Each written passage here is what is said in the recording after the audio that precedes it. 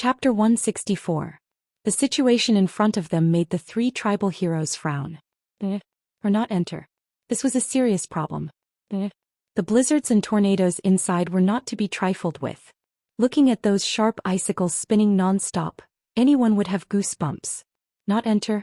Tens of thousands of tribal elites were watching. Great Chief Blackhand had even given a death order. No matter how many people died, they had to tear this human mage into pieces. Retreat. Samuro, Kilrog, and Orgrim, who had reappeared, looked at each other. Unexpectedly, it was the Orc Sword Saint who made the first move. Abandoning the invisibility effect of Gale Step, the Orc Sword Saint jumped directly into Duque's huge ice shield that was more than 100 meters in diameter. He waved his long sword and began to spin violently. Samuro's wild eyes were filled with endless killing intent. Duque must die. Any human who dared to challenge the glory of the tribe must die. They must use the most tragic blood sacrifice to pay tribute to their compatriots who were burned to death by magic flames. The sword flashes were dazzling. The unparalleled spinning sword flashes were like a whirlwind, turning into a storm in a very short time. It was a tornado made of sword energy. The damage of the terrifying sword flashes even exceeded the reach of swords and knives, forming a sword energy that continuously cut at Duque's shield. Darniel held the flag behind Duque in shock and muttered to himself, "What skill is this?" Blade Storm, the signature skill of the Fireblade clan's Sword Saint. Duque sneered. Duque could almost close his eyes and write down the Sword Saint's combat skills. "If this is all you have, then go to hell." Yes. Duque had his eyes on Samuro. Unlike Kilrog and Orgrim, who had powerful physiques, Samuro was indeed powerful. The biggest difference was that Samuro was an assassin, while those two cockroach-like fellows were warriors. From a certain point of view, the Sword Saint was similar to a mage. They both had the strongest attack and destructive power, but their bodies were extremely weak. No, the Sword Saint was even more extreme. After increasing his speed and attack power, the Sword Saint only had mirror image as a life-saving skill. He relied on the many doppelgangers to confuse the enemy. Duque was least afraid of mirror images. With the system Elf Scan, Duque would always be able to tell which was the real body and which was the original in the shortest amount of time. Of course, Duque had a simpler and more violent method. In the next second, he abruptly raised his left hand high up. After his left hand snapped his fingers in an extremely pretentious manner, his left hand suddenly swung down to the left. This was a new move that was created by combining De Song's Freezing Hell and Ice Ring, Rapid Avalanche. With a wave of his arm, the entire area within the ice barrier, apart from Duque, Darniel, and the area 10 meters in diameter behind them, was instantly frozen. In the beginning, Sacred Sword Master Samuro wanted to rely on his high-speed rotation to withstand the cold air. However, he immediately discovered that his rotation was becoming slower and slower, and his movements were becoming more and more sluggish. He was like a spinning top that was about to lose all its kinetic energy. Not good. For a moment, Duque almost thought that he could kill Samuro in a second. When Duque opened his right hand and made a clenching gesture, he was about to use a giant ice hand that appeared out of nowhere to grab Samuro and crush him to death. That was when Orgrim made his move. The giant square-headed hammer of destruction, came crashing down, and a crack in the lava that could be seen with the naked eye blasted through Duque's ice barrier. Coincidentally, it allowed the violent heat to enter Samuro's blade storm that was about to stop in the next second. After the high temperature was transmitted, Samuro suddenly had enough energy to resist Duque's cold air. The blade storm that had almost stopped once again displayed its shocking destructive power. The high-speed rotating blades brought with them an extremely high temperature that was enough to evaporate all the water in the surrounding air. They actually ate away at least a quarter of Duque's barrier in an instant. Duque's face darkened. I knew that hammer of destruction wasn't some blue-quality item that was sold at a roadside stall. Duque cursed. As Orgrim's famous weapon, hammer of destruction, was never a nameless weapon. After being immersed in lava all year round, Hammer of Destruction had an extremely exaggerated fire elemental energy. However, Hammer of Destruction wasn't at its peak yet.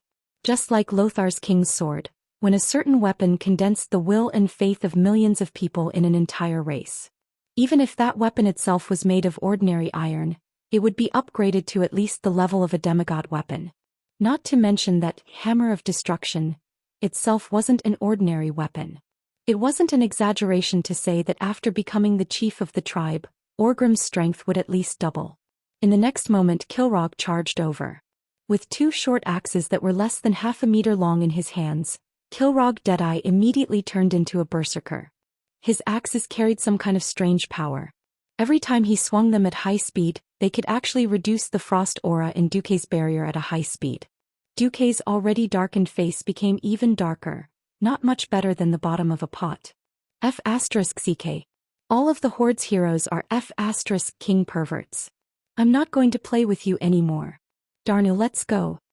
A real B*TCH should be one with the B*TCH, using the B*TCH to hurt people from thousands of miles away.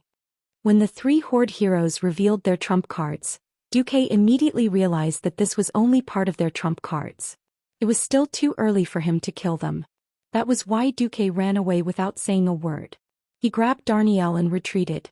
Because they were looking up from the mountainside, the 3 Horde heroes were shocked to find that Duque had actually hidden a griffin not far behind him. He had no intention of fighting to the death with the Horde heroes. Duque turned around and rode on the griffin behind him. The griffin did not understand why Duque suddenly wanted to leave when he was in the middle of a good fight. However, it was well trained. After sensing the movement of its temporary master, the griffin let out a long cry of dissatisfaction and flew up. Duke Marcus, if you're still a man, come down and fight me one-on-one.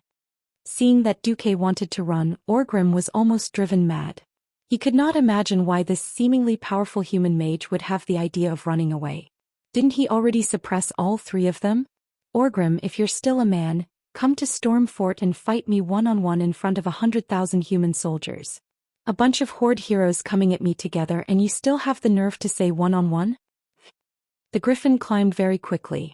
In the blink of an eye, Duque had risen to a height of 30 meters. Being countered by Duque's orc language, Orgrim was speechless. Duque was right. All 3 of them were famous heroes in the Horde. Just as Dooku was about to escape, a mournful whistling sound came from afar and approached at high speed. Chapter 165. Bullet time was a ridiculous thing, but with the help of the system elf, Duque managed to do it. The time around him suddenly slowed down 100 times, and the thing that had almost reached the speed of sound was finally reflected in Duke's retina under the almost stagnant time. It was a strange, huge single-edged axe. The edge of the axe looked like a huge hook or an elephant's trunk. There were not many axes like this in the world of Azeroth, but they were definitely not few either. Considering that the person who threw the axe was at least 100 meters away from Duque, it was impossible for someone to throw an axe like this from 100 meters away. And from 100 meters away he was able to throw an axe in such an inhumane manner. When he threw it, it let out a terrifying shriek that could shatter one's soul, as well as a terrifying power that could split the heavens and split the earth. There was only one name for this axe: Blood Howl. An ordinary axe was obviously not worth Duque's surprise. This Blood Howl was the most important part of its owner's reputation. Grom Hellhowl. Even though Duque was a human and was destined to join the Alliance in the future, he could not help but respect this hero of the Horde. Looking in the direction where the axe was thrown with the help of the system, a burly figure was marked out by a red border. As a veteran player, Duque recognized Grom at a glance. He had braided hair, which was rare among orcs. His black hair was parted in the middle and he had a ferocious trapezoidal face. He also had a shoulder guard on his right shoulder and a belt with a skull pattern across his chest. His brown body was covered with muscles that contained an unimaginable explosive power. He even maintained the gesture of throwing the axe. Grom Hellhowl was famous because he was the first orc to be bewitched by Ghoul, Dan, and drink the blood of the Abyssal Lord Manaroth. This caused the dark brown orc's skin to turn green, and they gained the power to invade the world of Azeroth. As the chief of the Warsong tribe, one of the most powerful orc clans, Grom's strength was definitely top-notch. In the second battle of the Dark Portal in history, the axe of Grom, who was responsible for guarding the Dark Portal, was stained with the blood of human warriors. He had killed as many as 48 famous and powerful knights. His greatest achievement in history was when he sacrificed himself and cooperated with Thrall to kill the Lord of the Abyss, Manoroth, who had harmed the orcs. Duque had never imagined that Grom Hellscream, who hadn't participated in the first battle at the Dark Portal, would actually come to ambush him. History had once again reached a turning point. At this moment, Duque felt as if his spiritual sea had frozen. Seeing something didn't mean you could do it. Duque's scalp went numb. From bullet time, which had slowed down the flow of time, he saw the starting point of the axe and the ending point of the axe, his back. However, there was no way for Duque to dodge this sure-kill attack. Speed up, deceleration, left and right dodging, block. In that instant, the system genie helped Duque simulate what would happen next thousands of times in his mind, but Duque couldn't escape even once. This had nothing to do with technique. This was an attack that had completely surpassed the boundaries of martial arts, physics and science. It felt as if this was the kind of attack that was guaranteed to hit, and the process of making up for the hit itself was a completely unreasonable attack that went against the laws of karma. Lothar was the king's sword that had gathered the will and faith of humans for more than 1,000 years. Grom's axe toss had also gathered all the spirit, energy and spirit of this sword saint, who was also from the Fireblade clan, as well as the wild and unparalleled will of the 100,000 warriors of the clan. The orcs will never be slaves. Grom Hellscream's classic roar seemed to echo in Duque's ears. In this spinning axe, Duque saw an illusion. He saw the struggle of the orcs on the land of Draenor for thousands of years. Natural selection, survival of the fittest. The orcs became the masters of the land of Draenor with their wild and unyielding will. Now that Draenor was heading towards destruction, the orcs saw Azeroth as the next stop for the orcs to reproduce and continue because of the collusion between Ghoul, Dan and Sardras. There was no compromise, no fluke. At this moment, Duque finally realized that even though he was a mage, sometimes he had to fight for real. Ha! Duque yelled. At this time, Darnielle, who was helping to steer the griffin, was scared out of his wits when he realized that 20 meters behind him, there was an incomparably huge axe cleaving through the air. Suddenly, 12 magic formations and 36 hands of magic appeared not far in front of the griffin's left. Darnielle's mouth was wide open in shock, and he didn't even realize that the strong wind brought by the high-speed flight was pouring into his mouth, causing his face to swell and become very funny.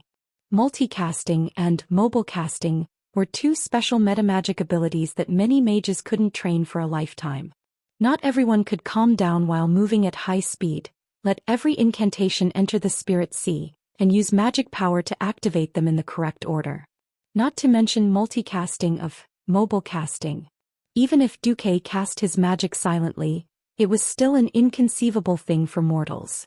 It was like a person running at the speed of a 100-meter race and reciting 48 different ancient poems of more than 100 words in his mind at the same time without slowing down. Was this done by a human? But Duque did it with the help of the system elf. Not only Darnielle but Orgrim, Kilrog and Samuro, who were watching Grom Hell roar nervously from below, as well as the great chief Blackhand not far away, and thousands of orcs all witnessed this spectacle. The gorgeous formation that suddenly appeared in the sky was like a miracle depicted in epics. Arcane impact fell with a loud bang. It wasn't the messy kind of torrential rain, but a kind of strange rhythm, a very regular and accurate shot. Bang, bang, bang, bang. In a very short time, dozens of arcane impact spells fell on the spinning axe blade, each strike less than 1/50th of a second apart.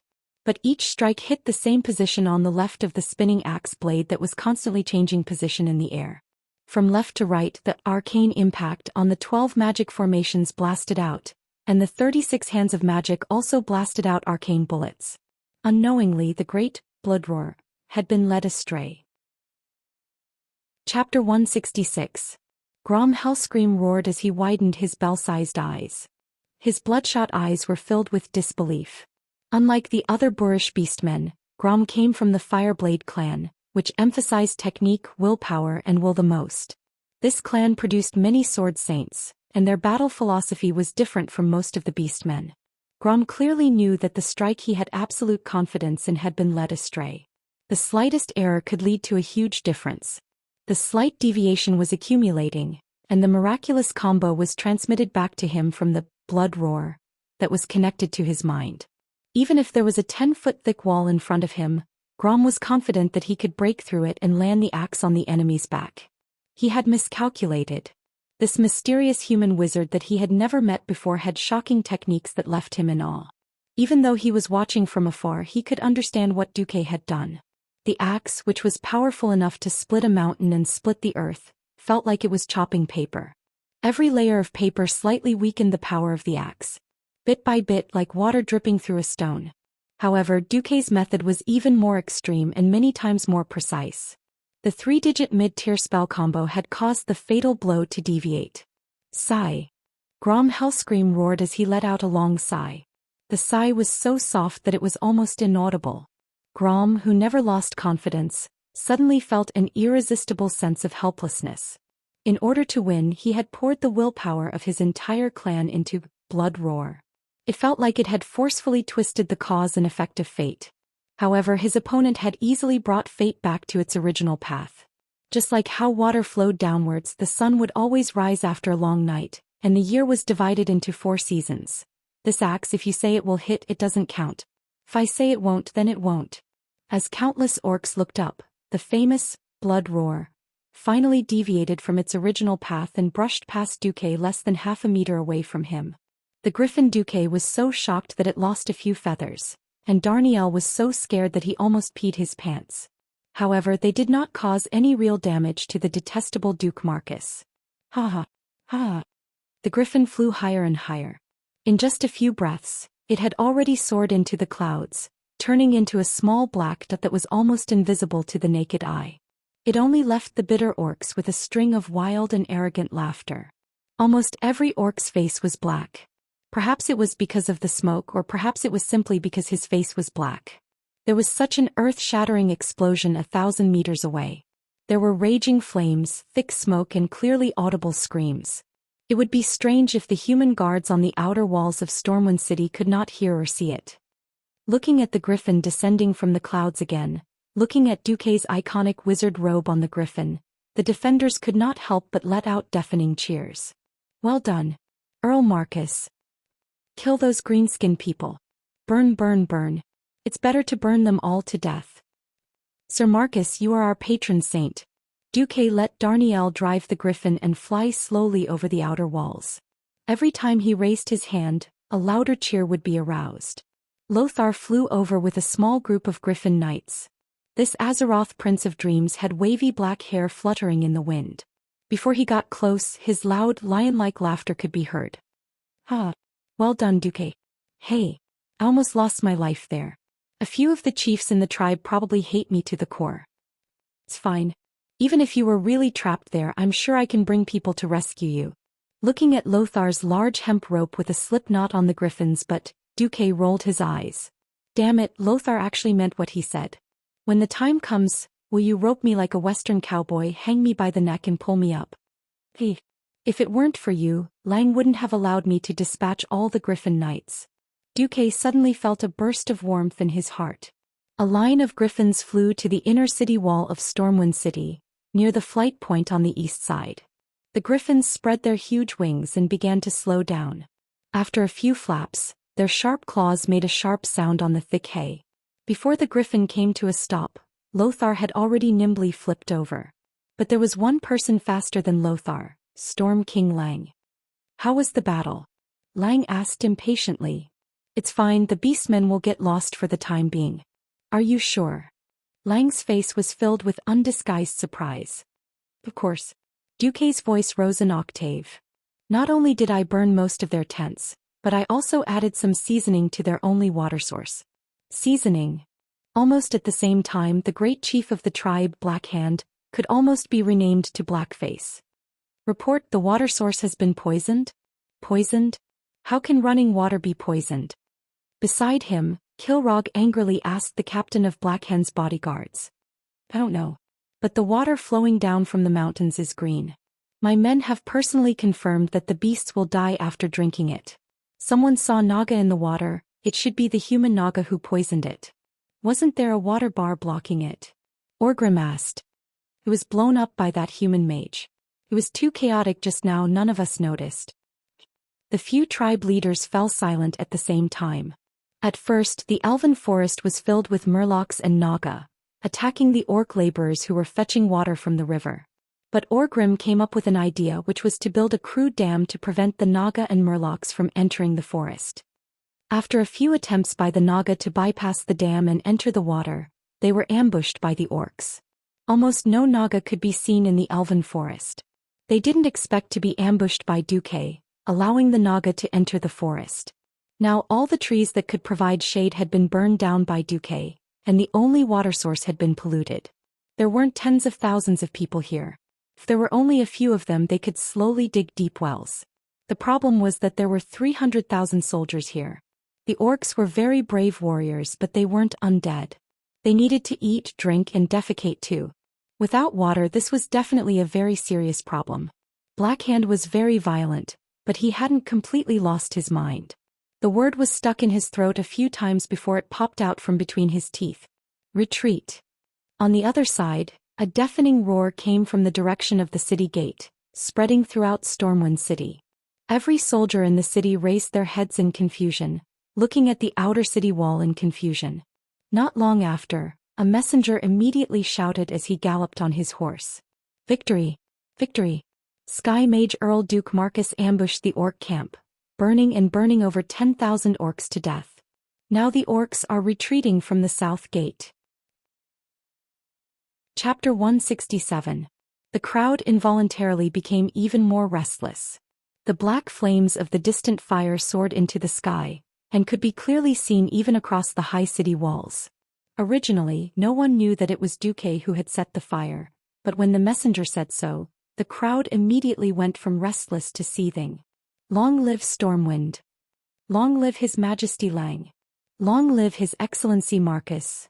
The people were simple and honest. Whoever could bring them a safe and happy life would be their god in heaven. Since the start of the War of the Dark Portal, the kingdom had been retreating on all fronts. The Red Ridge Mountain had fallen. Half of the Twilight Forest had fallen. Not long ago, the Elven Forest, the core area that the kingdom was most proud of, had fallen into the hands of the cruel and terrifying beastmen. The most unbearable thing was that the green-skinned devils had invaded the city yesterday. The people were in a state of panic, and they unknowingly lost their trust in the king and even the kingdom. It was at this time that the news of Duque's great victory suddenly came, like a clear spring, washing away the haze in people's hearts. This timely victory was tantamount to a cardiac stimulant, and it very well restored the confidence of the army and civilians. The retreat of the tribe, even if it was temporary, made the sword of Damocles hanging above their heads move a little. This was how people were. Even though they vaguely knew that they were still lingering near the gates of hell, as long as they did not see it with their own eyes, the threat would not be so obvious. King Duque. The hero Duque. The kingdom's new guardian Duque. Duke Marcus' reputation was spreading like wildfire in a variety of ways. In the next few days, Duque rode a griffin and set fire all over the Elven Forest. A dignified sky wizard became an arsonist. This was an inconceivable thing for a wizard who prided himself on being noble. There were voices of opposition, but in the face of the amazing results, such voices quickly disappeared without a trace. Firstly, Duque had the absolute support of the king. Secondly, the talents of the royal family's wizard corps had withered, and the only Morning Star wizard was only acting as the king's bodyguard. No one had the right to criticize Duque, who had appeared as the hero who had killed Sargeras. Duque's fire was effective. The term, scorching summer, was not an exaggeration. The dry forest was set ablaze almost at the slightest touch. A few fireballs in the upwind direction would turn into a forest fire that was almost impossible to extinguish. If it wasn't for Orgrim's suggestion, the beastmen would have suffered even greater losses. Duque was ruthless enough to set fire to the forest. This was something Orgrim didn't expect. The continuous fire stirred up thick smoke that covered the sky, almost turning the entire forest into a flaming hell. Except for the areas where the trees had been cut down long ago or the lakes and rivers in the Elven Forest, all the trees had been burned by Duque. The problem that followed almost drove the leaders of the tribe crazy. We're out of food. Orgrim was the first to speak during the tribal chieftains' meeting. Warriors of the tribe fought against 3 humans on the battlefield. It was the same for their appetite.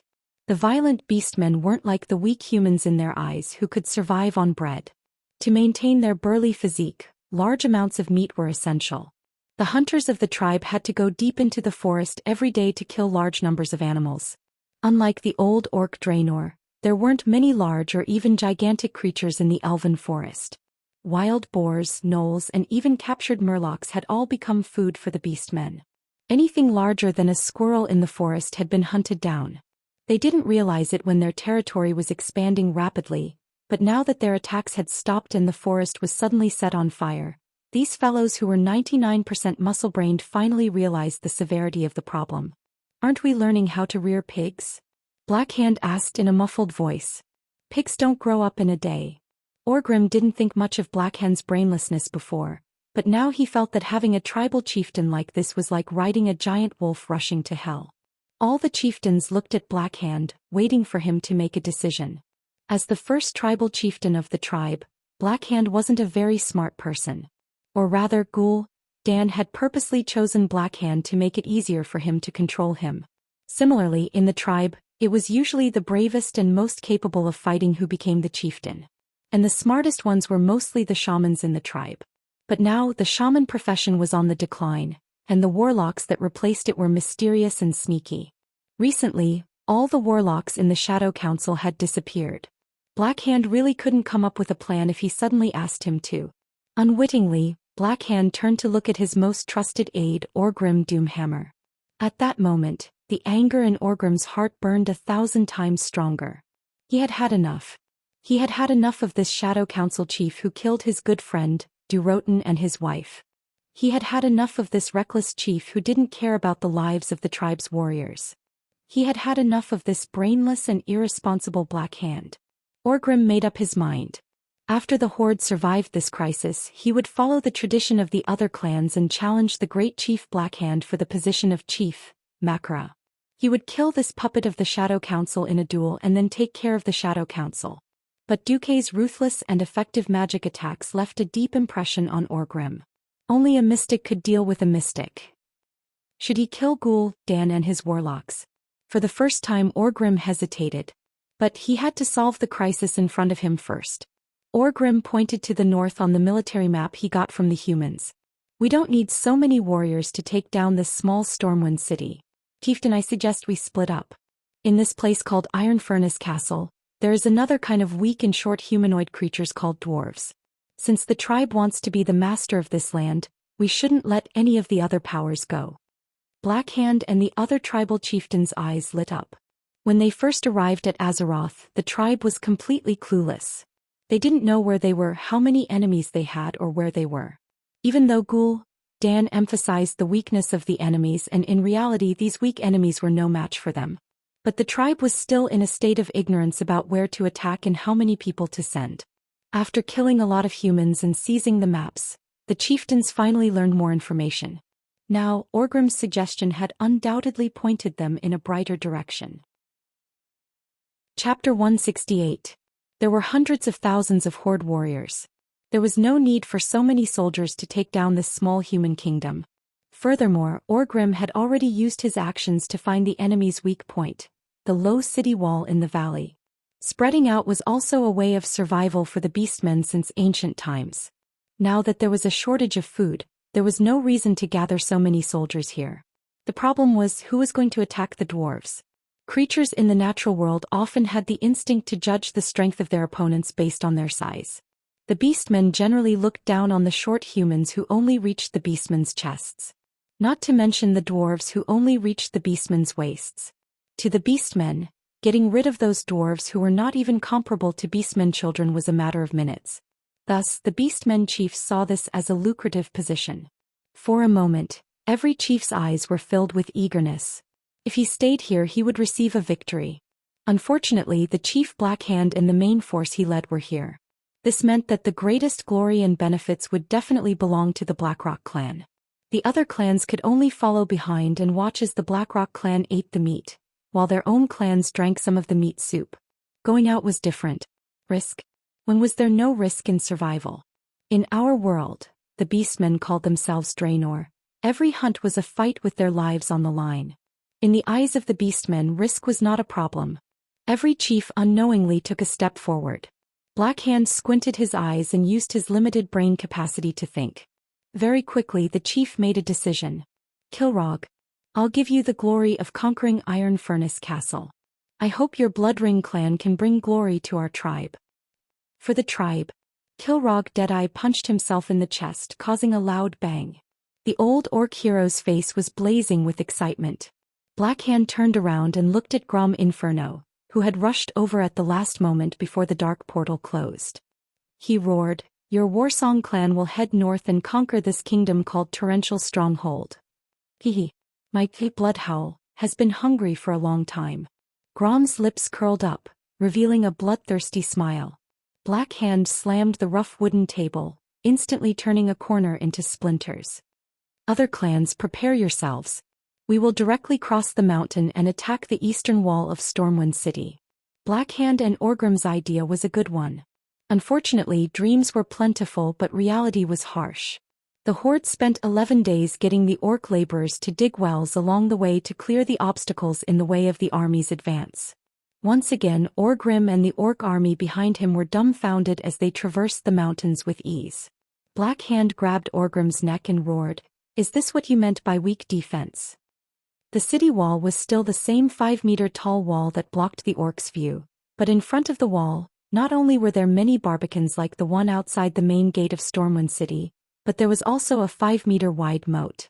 Not only that, but there were also many huge mounds of earth behind the city walls. The flat tops of the mounds were filled with all kinds of catapults and ballistae. Dozens of arrow towers stood tall, and the javelin throwers on them could easily cover the area beyond the moat. Those green-skinned beasts must be dumbfounded. On the arrow tower, Noxus looked at the hesitant Horde army and laughed happily. Beside him, Lang also smiled sincerely. "It's all thanks to you, Duque. If it wasn't for your idea, we might have been finished." Duque shrugged. "It's nothing. The more people, the easier it is. You don't have to be humble. You're my lucky star." Lang smiled. A simple city defense could not withstand the orcs' flood of attacks. Therefore, as a transmigrator, Duque used the more people the easier it is trick to deal with the orcs. It was simple. Those who were willing to dig the moat for the kingdom, as long as they dug enough earth, could get an early ticket to board the ship. The people went crazy. Everyone knew that Stormwind City could not hold on for much longer. The longer they stayed, the higher the chance of death. If not for the fact that they were surrounded and the sea was the only way out, the people would have rioted and fled on a large scale. Many people at the docks thought of ways and used up all their money just to get an early ticket. Don't talk nonsense like everyone was equal. The truth was that the more capable and the more capital one had, the more likely one could escape. Didn't they see that the nobles no longer had to go through the civilian docks? They could just board the new ships of the Stormwind Navy at the military port and easily escape from this desperate Stormwind City? But now, Duque's policy gave these pessimistic people new hope. As long as they worked hard, they could save themselves and their friends in advance. The conditions were not harsh. The laborers dug under the cover of the Stormwind soldiers who were ready for battle. Digging 20 standard carriages of earth could be exchanged for a ticket. A strong worker who spared no effort to work for a day or two could basically guarantee 3 to 4 tickets on the ship. Just like that, Duke did not even need to pay.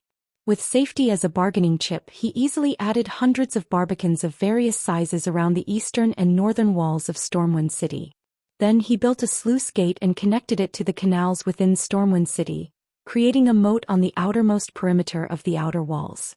Although everything looked so rough and full of flaws, it was many times better than the original 5-meter-tall city wall. Duque looked at Edwin Van Cleef, who had deep dark circles under his eyes. He did not know if he had slept for more than 10 hours. Duque smiled warmly and patted Van Cleef's shoulder. "Good job, Edwin." "Master, you flatter me." Van Cleef hurriedly lowered his head. "I'll leave the transport ship, Sea God, to you and your stonemason. Pack your things and wait for me in South Shore." Van Cleef's eyes turned red. "Master, Duque stopped Van Cleef from continuing. "It's time to fight. That's not the domain of stonemasons. You go first. The Stormwind refugees near South Shore are still waiting for you to build a house." After hesitating for half a second, Van Cleef looked up. "But I'm a man too. I can fight too." Duque snickered. "How many orcs can you fight?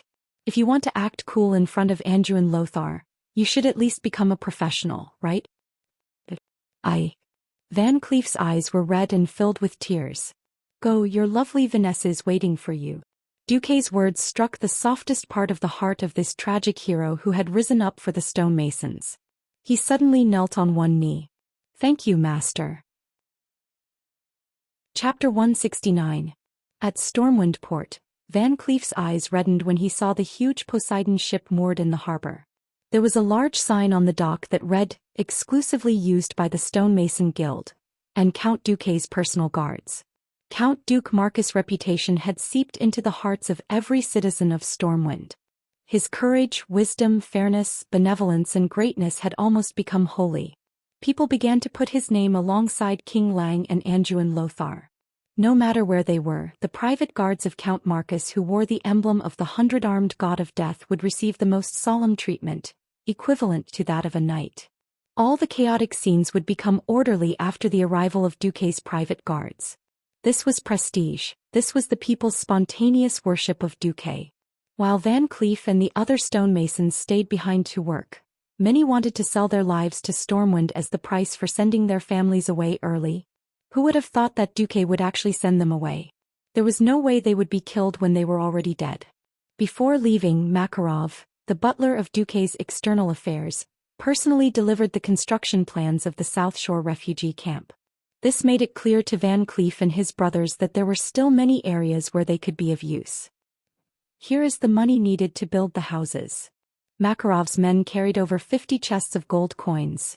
If this is not enough, you can also use your signature to withdraw up to 300,000 gold coins from the Sea King Merchant Guild branch in Kurtiras and Menethil Port. Does he trust me that much? Makarov smiled.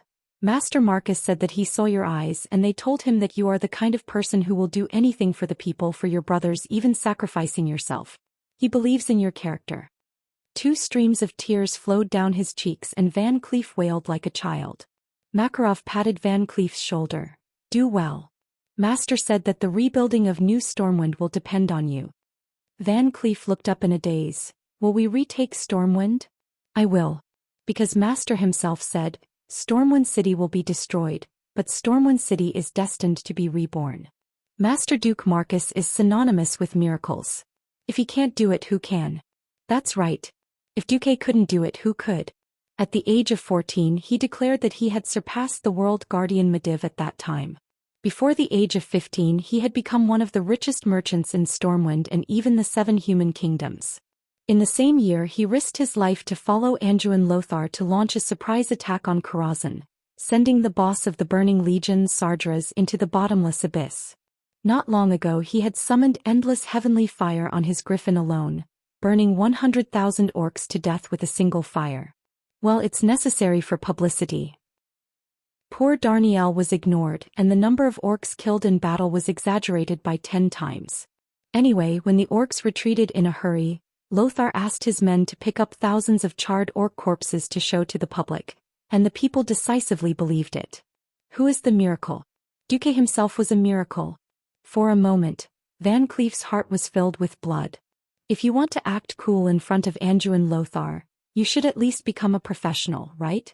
Duque's words still echoed in Van Cleef's ears. Van Cleef clenched his fists tightly and he made a decision. Become a professional. Not just a stonemason, but also a strong person to guard Master's side. Suddenly there was a commotion outside the cabin. This was a critical time. Makarov and Van Cleef immediately looked towards the direction of the sound. It was the direction of Stormwind's military port.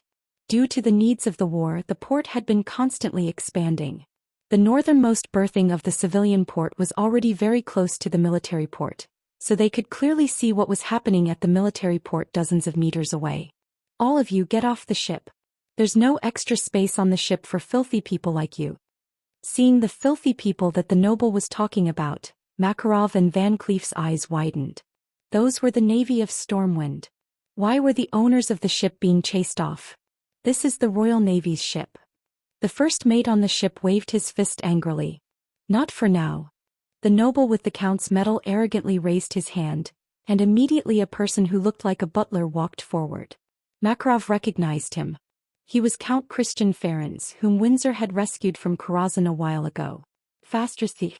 He really King saved a scourgeback. and he actually treated these scum like they were his king. At this moment, Makarov was cursing Windsor in his heart for being so meddlesome. Summon the Imperial Order of King Lang Rin. From the 8th of this month, Jacob is responsible for transporting Duke Ferenz and his personal belongings to South Shore. There was nothing wrong with the order itself. In fact, it was already a great gift from Lang to have the Navy ship free to transport the nobles. But the king's order was obviously amplified by someone. In order to transport more of their own people as well as their family heirlooms and valuables, the nobles actually threw the entire navy off the ship.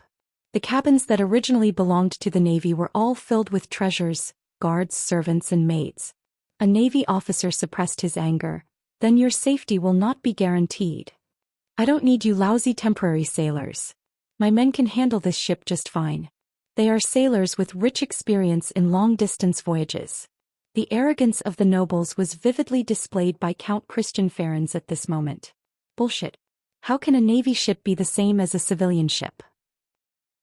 The navy's lungs were about to explode. But they did not dare to do anything. The one who came out was Count Christian Ferenz. But this count's father was the famous Duke Ferenz. At the peak of his power, the Ferenz family owned 1/5 of the Elven Forest as their territory. They were one of the oldest nobles in Stormwind. How will the ship come back? Jacob still has a mission to evacuate people from Stormwind in 5 days. Count Christian raised his chin and did not even lift his eyelids. Go to South Shore. I will order the soldiers there to bring the ship back. After saying that, he no longer paid attention to the naval officers and disappeared from the cabin, leaving only 8 fierce-looking guards lined up in a row, blocking the cabin entrance. Arrogant, condescending, and proud of being born noble. Why were there heroes like Anduin Lothar and Duke Marcus among the nobles? And why is it full of scum like Christian Ferenz? Chapter 170. Although Edwin Van Cleef was young and had not yet crossed the line between youth and middle age of 30, as a steward of the Masons' Guild, his soul had suffered setbacks countless times over and over again. This was not the first time Edwin had tasted the arrogance and stinginess of the nobles. Perhaps he had spent a lot of money on a priceless stone sculpture, but refused to pay the rest because a butler said his lordship does not like it. In reality, the rest of the money was pocketed by someone, and the stonemason who had paid for the expensive materials fell into bankruptcy. When a request from the nobles came again, there was no way to refuse. Work or be persecuted to death. King Lang was wise and great. He was like the sun, giving light to the people. But there were places in the world where the sun could not shine, and the golden signboard of the nobles was the perfect prop. The nobles could wantonly exploit the people of the lower classes without paying any price. Edwin's extremely sensitive ears could still hear the voice coming from behind him. All citizens with valid tickets, listen up. Everyone is only allowed to bring no more than 10 pounds of personal belongings. Do not worry, everyone will be given enough bread and water every day from the time the ship sets sail to South Shore. In addition, the king has already prepared enough food for everyone in South Shore. Who did not have some beloved items? Limiting the amount of belongings they could bring was a helpless measure to transport more citizens. Everyone understood and understood. In this chaotic time of war, everyone was already very grateful to Duque and King Lang for such an excellent escape plan in the face of the crazy orcs. But when Edwin saw the personal belongings of the navy officers being thrown out of the hold like trash, just to accommodate the hound favored by the nobles. When he saw that only the beautiful maids who were willing to be toyed with by the nobles could board the ship, and the old maids were heartlessly abandoned, crying their hearts out on the dock, Edwin Van Cleef still clenched his fists tightly, not even noticing that his nails dug deep into his palms and bled. The nobles were almost the masters of fate. Edwin had been pushed into the abyss of despair time and time again under the unreasonable manipulation of fate. That was until he met Duke Marcus, the miracle child who rose to the top of the kingdom's hierarchy with his astonishing talent, courage, and wisdom.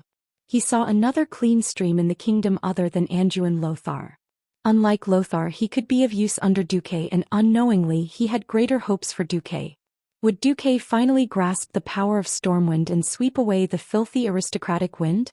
He shouldn't be fantasizing, but Edwin couldn't help but wonder what would happen if Duque was in a high position. Edwin was still too young. His thoughts were practically written all over his face. Among Duquesne's subordinates, Makarov was never a talented fighter. However, as the leader of the mercenaries, the oldest Makarov had the most experience in dealing with people and observing their body language. Makarov saw through Edwin's thoughts in an instant. As he marveled at Duquesne's supernatural prophecy ability, Makarov moved his mouth close to Van Cleef's ear and spoke in a voice that only Van Cleef could hear. Master also said that fate will punish the weak, incompetent, and filthy. Edwin Van Cleef shuddered. Is Master Marcus hinting at something? He turned his head abruptly. Makarov, the old but shrewd count, had a "I didn't say anything" look on his face. Edwin suddenly had a feeling that Duque had prepared some sort of backup plan. Was he going to wipe out all the filthy and despicable nobles? What was he going to do? Was he going to act under the king's nose when the orcs were invading? After all, no matter how wise and great Clayan was, he had never touched the interests of these nobles, let alone punish them. Everything Lang did was to improve the lives of the people outside of the traditional circle of interests of the nobles. But Master Duque, Edwin's mind was a mess. He knew that he was the backbone of Duquesne's faction and Makarov was Duquesne's mouthpiece. There was no need for Makarov to lie to him. Did Duque see through his thoughts and want his complete loyalty? What kind of joke is this? What value do I have that the great Sea King would place so much importance on me? Van Cleef's head was about to explode. The only thing he knew was that if anything happened to these nobles during this escape, it would definitely have something to do with Duque. After sharing a shocking secret, the thrill of entering the core of Duquesne's power was like a strong wine being poured into his veins, giving Edwin a sense of excitement. Perhaps Duke Marcus really was the hero in his heart who could lead the people onto the path of greatness. Time passed quickly and 2 hours later the preparations for departure were finally completed. In fact, Van Cleef's ship was the first to set sail. A transport ship modified from a civilian merchant ship could not compare to a real warship in terms of speed or direction. Less than half an hour into the voyage, Van Cleef saw the warships loaded with nobles and expensive valuables easily overtake their transport ships, disappearing into the horizon in the short span of an hour. Van Cleef sneered as he watched the warships that had removed all the naval flags of Stormwind, leaving only the lion flag in place of the noble family's insignia. Night fell. The curtain of night receded, but danger was approaching the nobles in the early morning. After the morning mist dissipated, the blood sails that blotted out the sun could be seen in the distance. The private sailor in charge of the lookout was indescribably shocked. He couldn't react in time and was stunned for a few seconds before he rang the alarm. Clang, clang, clang. Not good. Not good. It's the Bloodsail Pirates. The Bloodsail Pirates were a group of pirates formed by the rebel army led by Duke Varel. Their headquarters were in Stranglethorn Vale. As a group of pirates that used to be part of the navy, the Bloodsail Pirates were extremely powerful.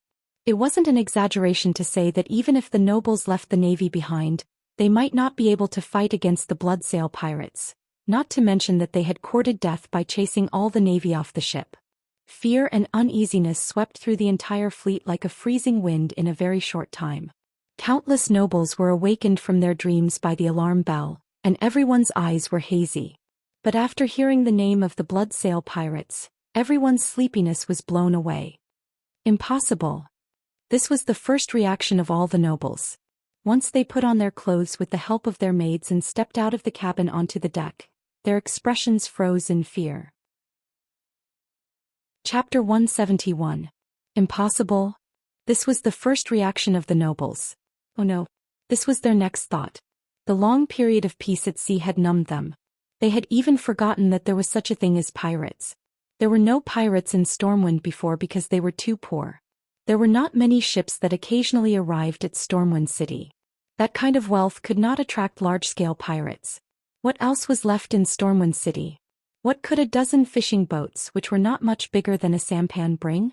As for Sea King Duquesne's Pearl Fleet, it was escorted by Naga. It was like a hedgehog and anyone who touched it would be stabbed. It was different now.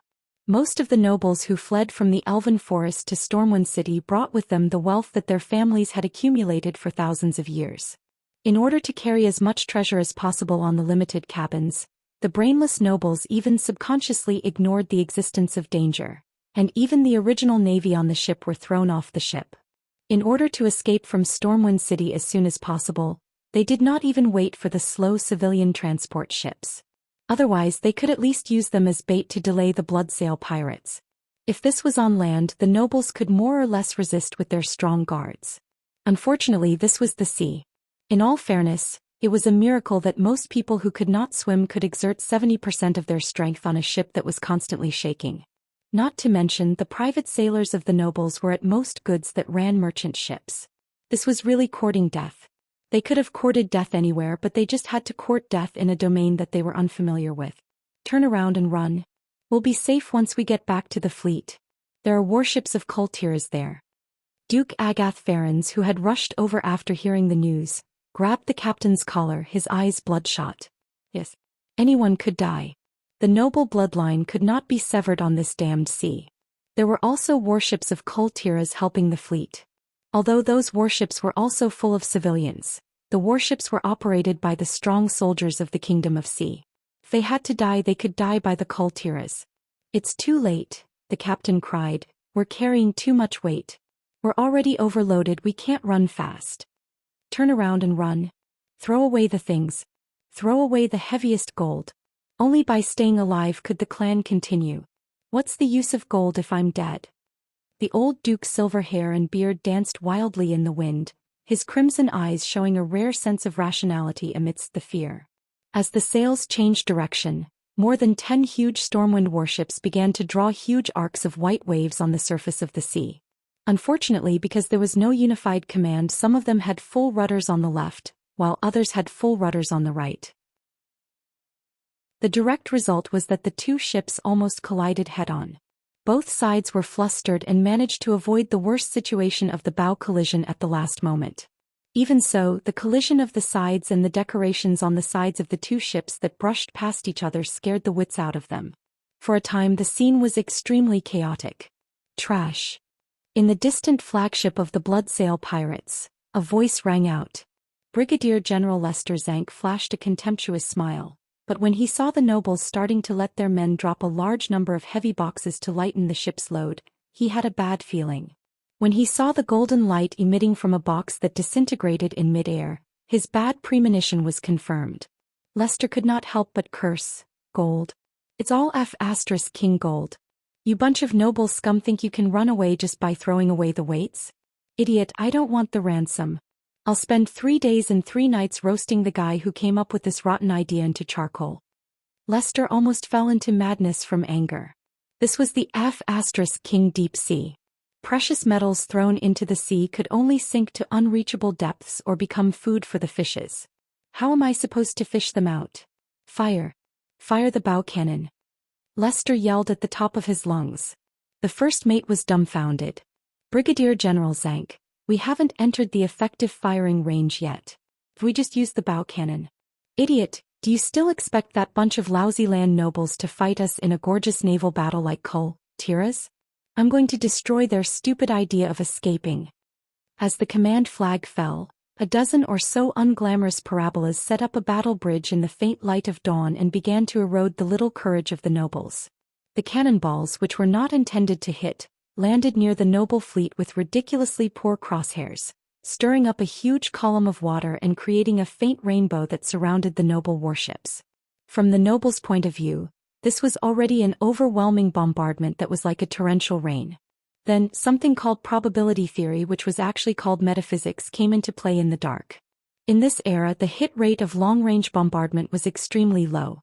Unless it was within 100 meters, which was called close-range combat, the hit rate was mostly less than 1%. To be able to fire a cannon within a radius of 100 meters under the interference of a series of problems such as the strong wind, the trembling of the ship itself due to waves and other bombardment, and the maintenance of the barrel itself was already a godly gunner.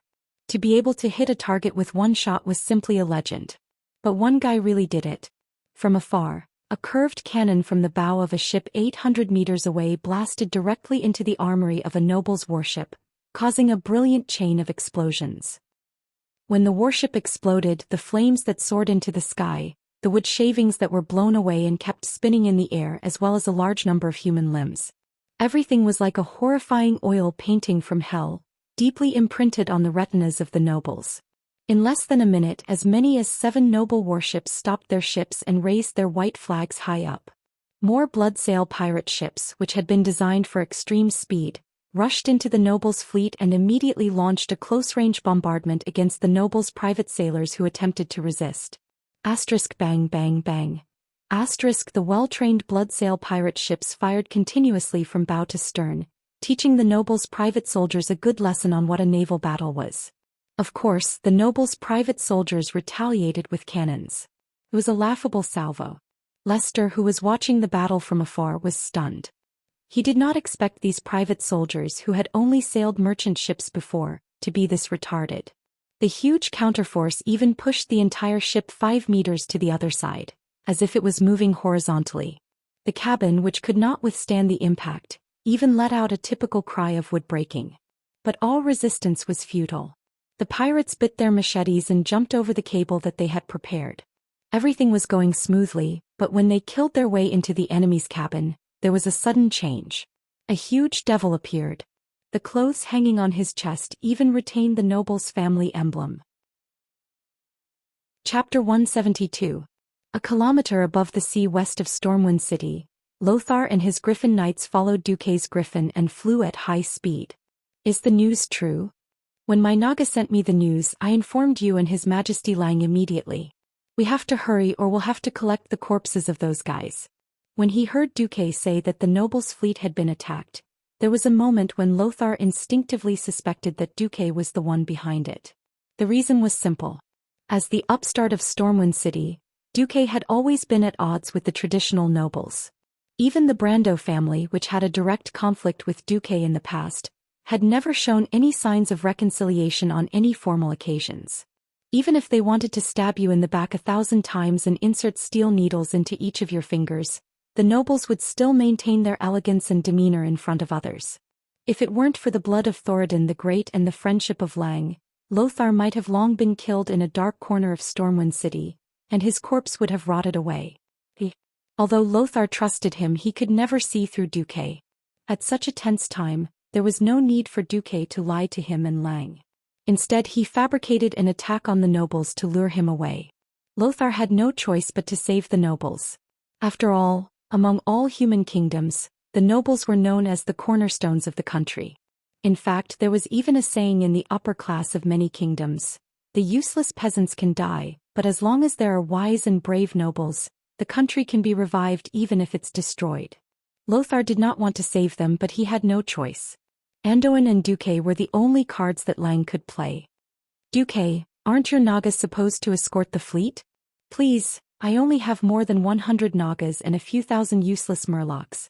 Please, this route is nearly 1,000 nautical miles long. How much territory do you expect to guard? But I've asked them to hurry. But looking at the schedule, we should arrive first. The attack on the nobles' fleet was indeed a blind spot for him and all of the upper echelons of Stormwind. Rather than saying that it was a blind spot, it was more accurate to say that the orcs' attacks were too powerful and attracted all of their attention.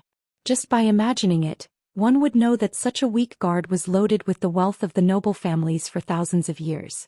It would be abnormal if it did not attract the attention of pirates, right? Noxus didn't say anything and followed Duke silently with over 30 Griffin Knights. Duque didn't take any detours. He went straight to the scene. That was an hour after the battle between the blood-sail pirates and the nobles' fleet. The situation was so chaotic that Lothar didn't know what was going on. More than 20 blood-sail pirate ships surrounded the battle in the middle, not daring to approach. In the battle, almost every 2 blood-sail pirate ships sandwiched a Stormwind warship, initiating a white soldier battle. The ships on the periphery were like chicken ribs, tasteless and a pity to abandon. They didn't dare to open fire, nor did they dare to send pirates to help their own ships. Because every warship was in a melee.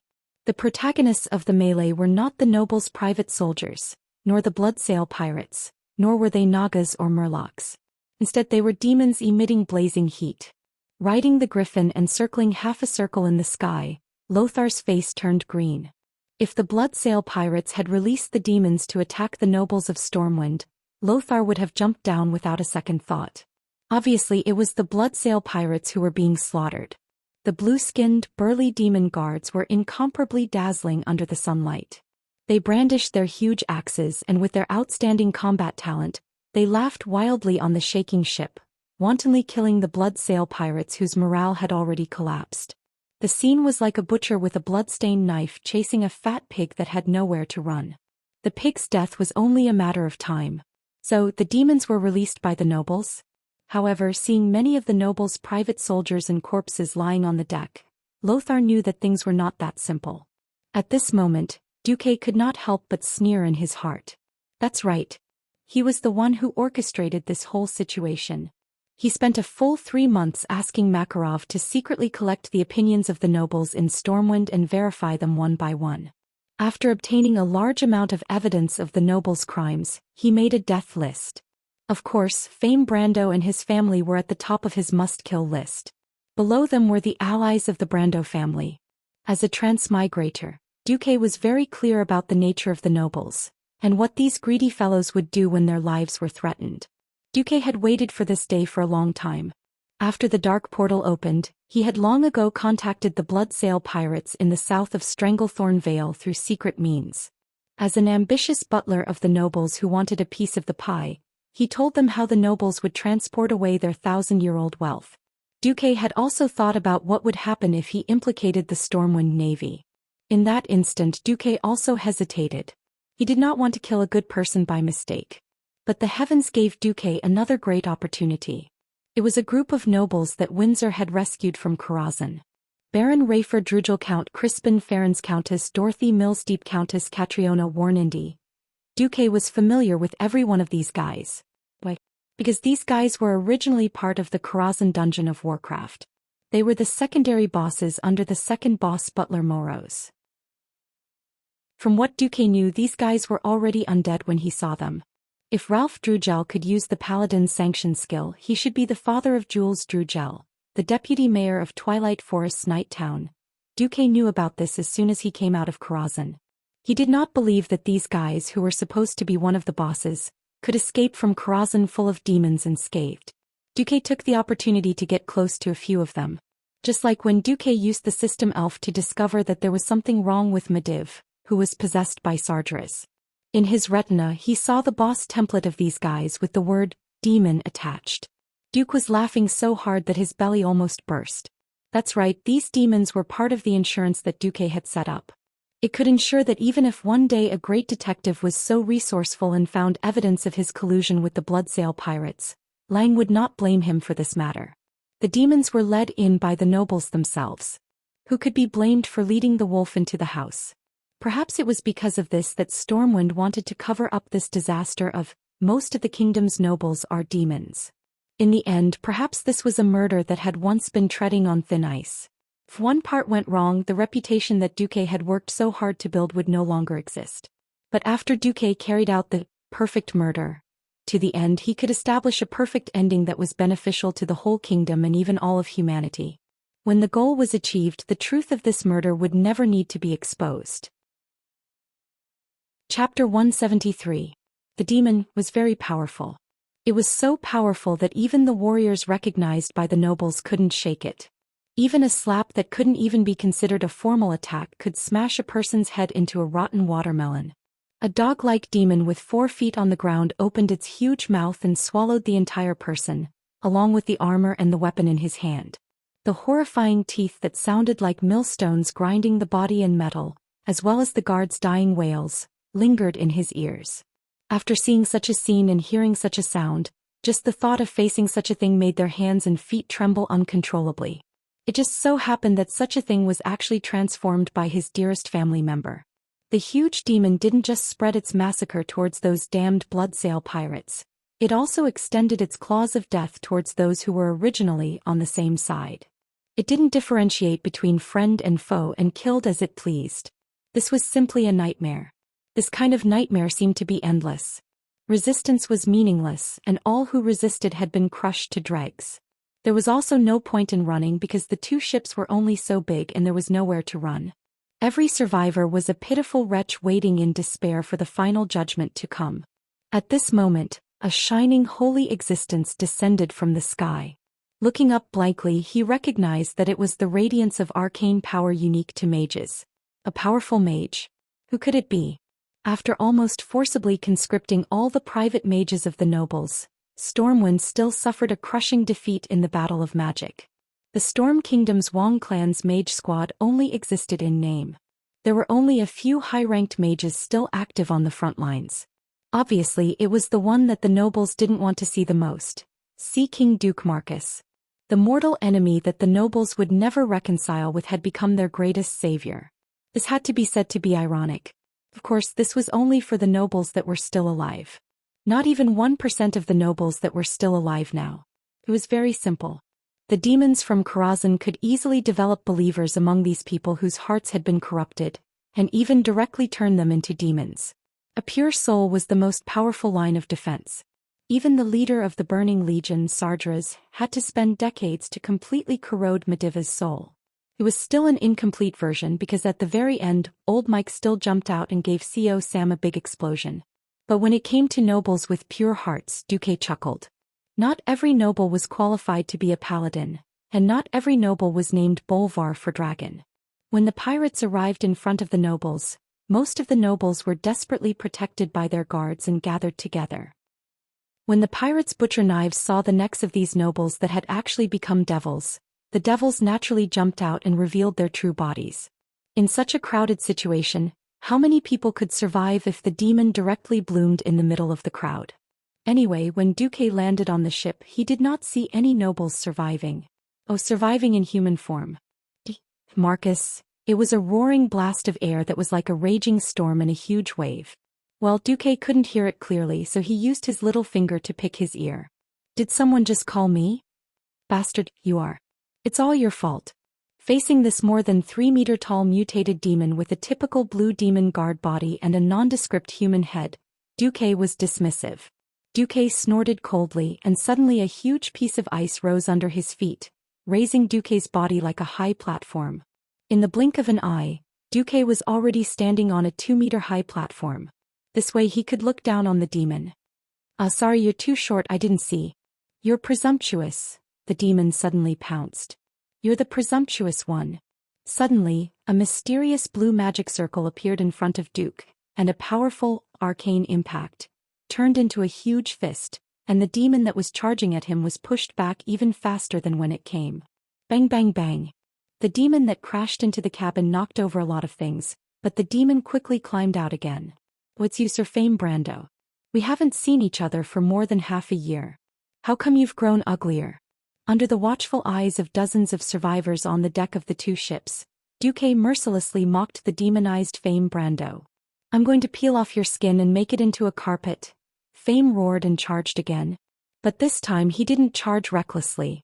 His 2 claws were glowing with a black light. Unfortunately, the gap was too big. Fame Brando, who had been driven out of the Storm Royal Magic Academy by Duque, had also missed the Dalajan recruitment last year. As a result, before becoming a demon, Sir Brando was still at the level of a magic apprentice. Demons were also divided into different levels. The more powerful an existence was, the more powerful it would be after it became a demon. How strong could a guy like Fom, who had wasted half a year, be?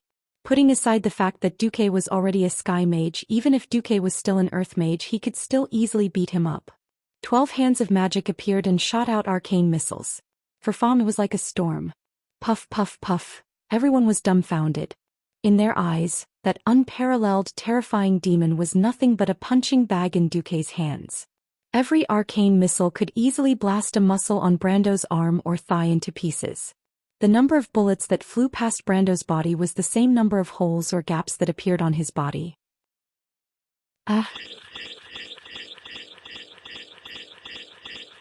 Less than 10 seconds. Brando had become a human stick. Oh no, a demon stick. His limbs were all broken, and there were terrifying holes the size of a human's fist on his body. Every hole was spewing out bluish-purple demon blood. Even so, Brando was still alive. Rolling on the ground in pain, wriggling his wounded body like a worm, Fame Brando could not stop laughing. In the end you're just as dirty as me. What saint who saved the world? What hero who fought against the orcs? Aren't you just like me, filled with vengeance and hatred? I I despise hypocrites like you the most. I know you won't let me go, so I'll wait for you in hell. Ah. Suddenly, a huge ice coffin wrapped around Brando, ending this demon's life. Looking at the burning warships in the distance, Duque muttered to himself, I just killed a demon, but this demon happened to be called Fame Brando. Chapter 174. Surprisingly, Duque didn't feel anything when he killed Fame Brando. If it was when he had just transmigrated, perhaps Duque would have been shocked, or he would have found it very satisfying. But now he only felt as if a symbol of the past had been erased, and he had just ended a part of the past. After the flying hand of magic killed the 4 demons that had been transformed from nobles in the lower cabin, everything quieted down. But the cold aura that lingered around Duque was obviously just the ice barrier that mages often used, but the coldness that seemed to be able to completely freeze people's souls clearly told every survivor who was in charge here. At this moment, Duque was God. A god who dominated the nearly 100 survivors on the 2 ships. Although the Bloodsail pirates who attacked the nobles' fleet were frightened, the nobles weren't much better. They had long known that Duque had a grudge against the Brando family, and this matter had become a topic of conversation among the nobles and servants during their leisure time. Now, if Duque was really unforgiving and said that the rest of the people had a demonic aura on them, and then he would kill them all, they wouldn't even have a place to cry. The people, trembling, quietly waited for the Master of Fate to speak. Hey, Bloodsail, all of you surrender or die. What a joke. Facing the demon just now, the Bloodsail pirates had already felt that sense of despair and helplessness. Now they were facing Pharaoh, who could easily deal with that demon. When Duque's cold voice came out, the Bloodsail pirates instead felt as if they had been granted amnesty, and they all threw down the weapons in their hands. Duque glanced at them coldly. Who's the leader here? Following the gaze of a pirate, Duque easily found a strong pirate covered in blood. The pirate in white with a red headscarf braced himself and stood up. Sir, what are your orders? Raise the white flag. After I finish dealing with the other pirates, you drive your ship away. If you want to escape, it doesn't matter, my merman will be here soon. And Duque gently raised his right hand. As usual, he used Calm Mind and Flame Blast to easily blast a small lifeboat that was trying to escape into the sky. Boom. It was a water column that was more than 10 meters tall. The berserk fireball not only blasted the entire sampan and the pirates on it into mincemeat, the scorching high temperature even caused large clouds of steam to ripple out, scorching the few pirates standing at the side of the ship more than 10 meters away. Silence. Silence. Deathly silence. Such an exaggerated instantaneous spell made these mortals forget to breathe. Oh, it wasn't forgetting.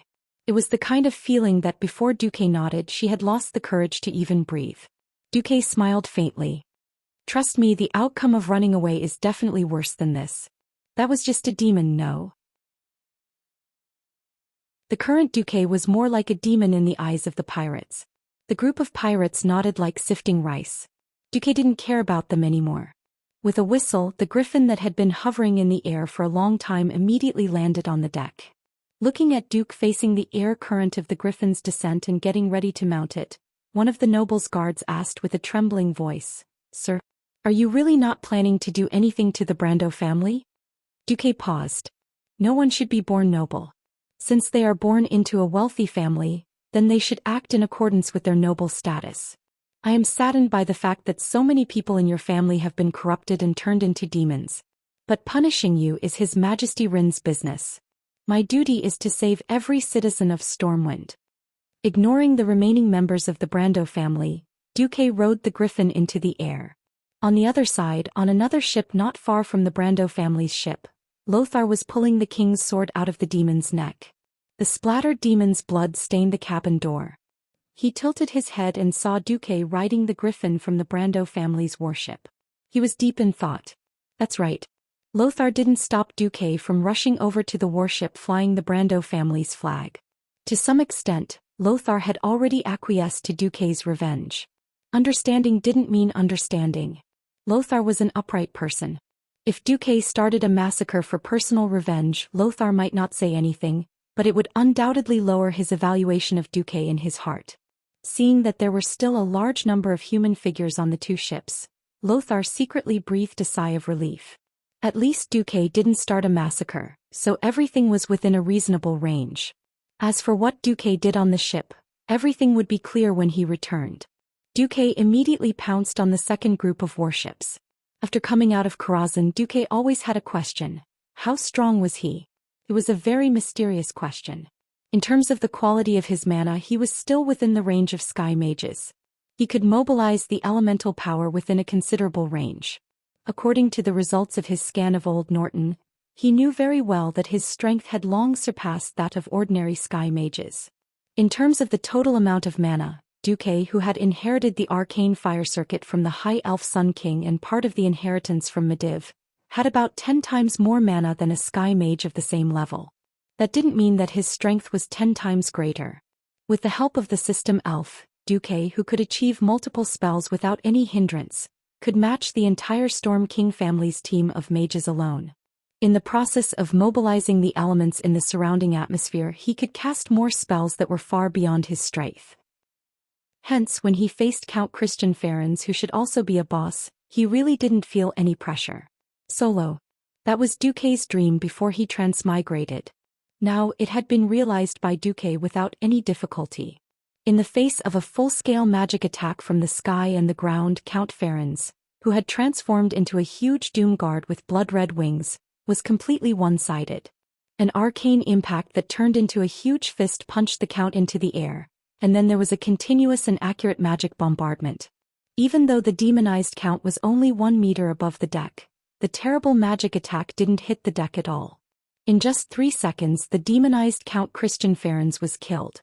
Duque cleared the demons on the noble's warship at a very terrifying speed and subdued the Bloodsail pirates on it.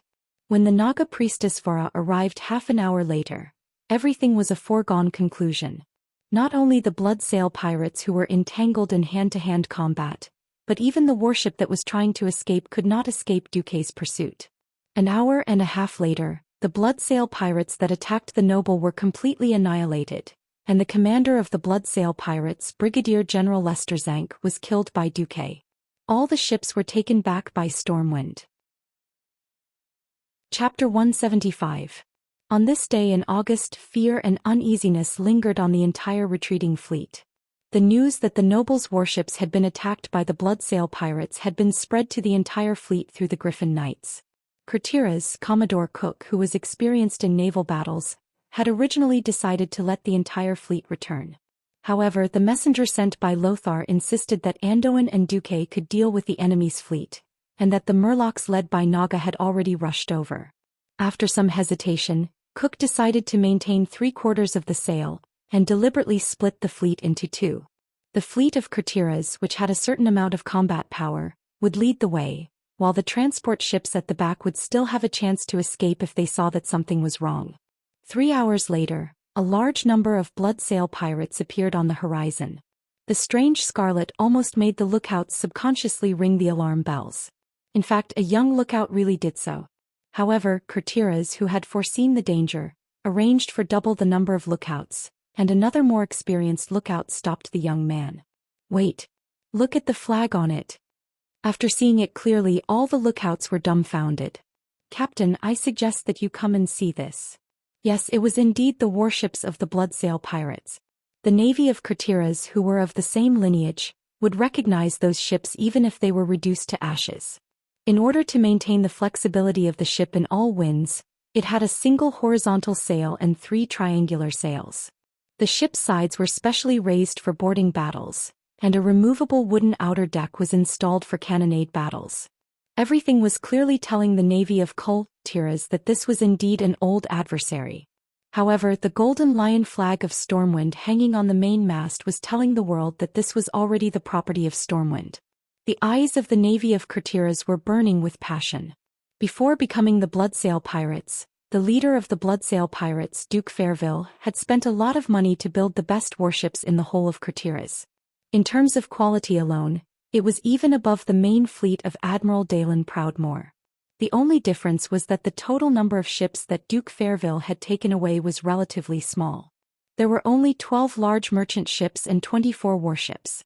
After modification and upgrading, these 36 ships were definitely the main force of the Bloodsail pirates.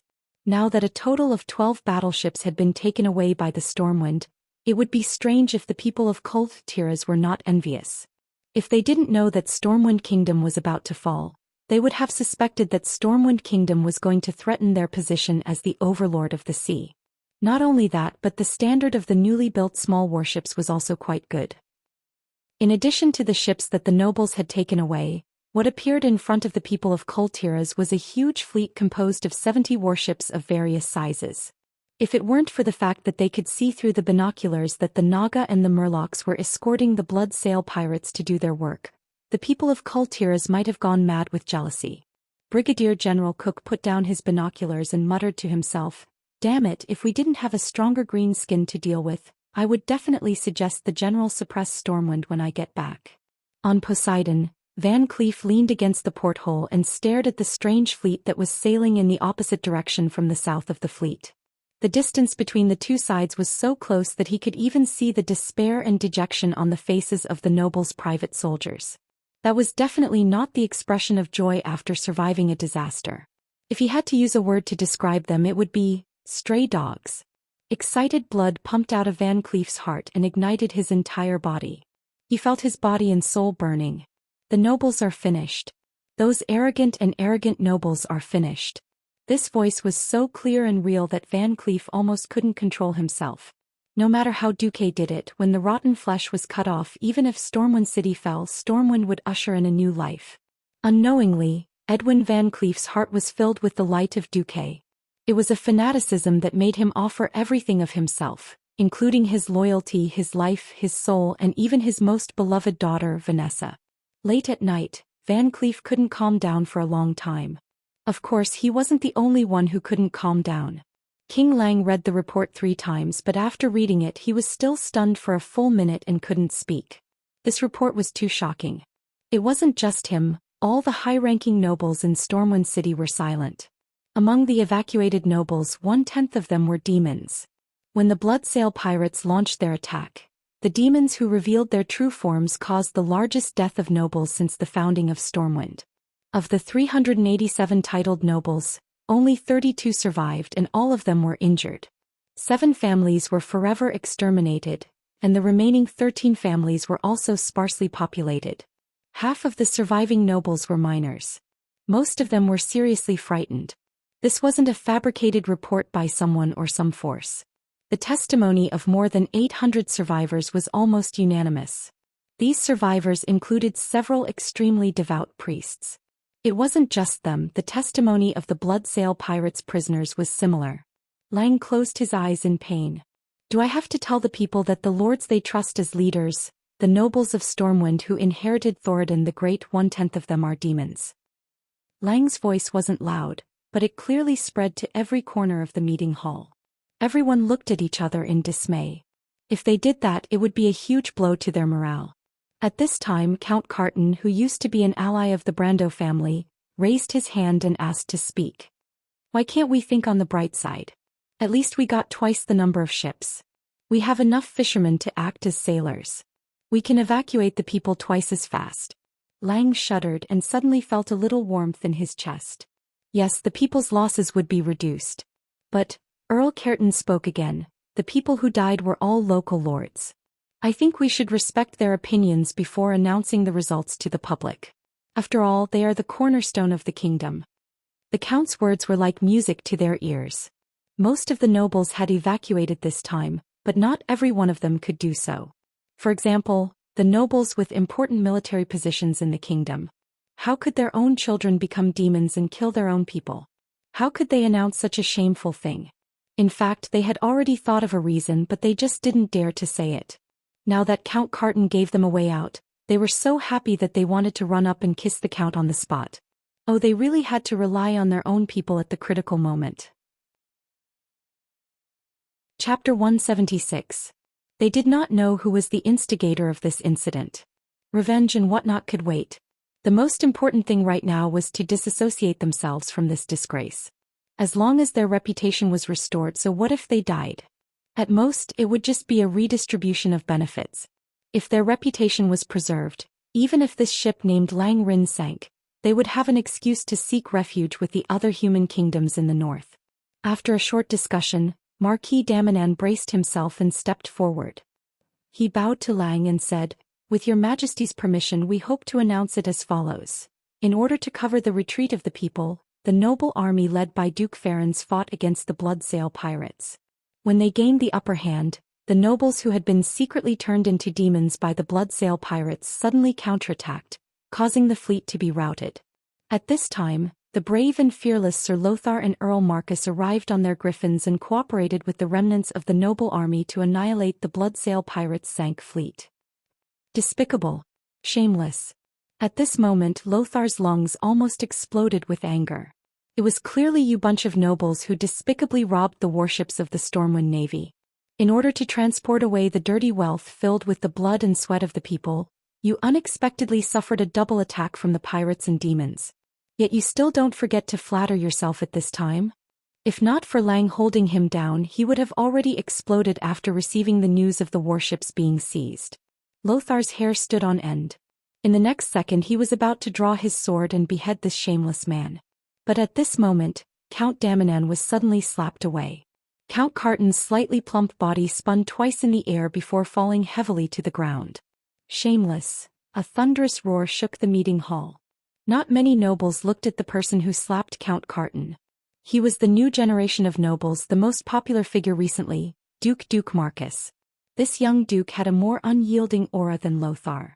Duque abruptly waved his hand and pointed at Count Daminan, whose face was now swollen.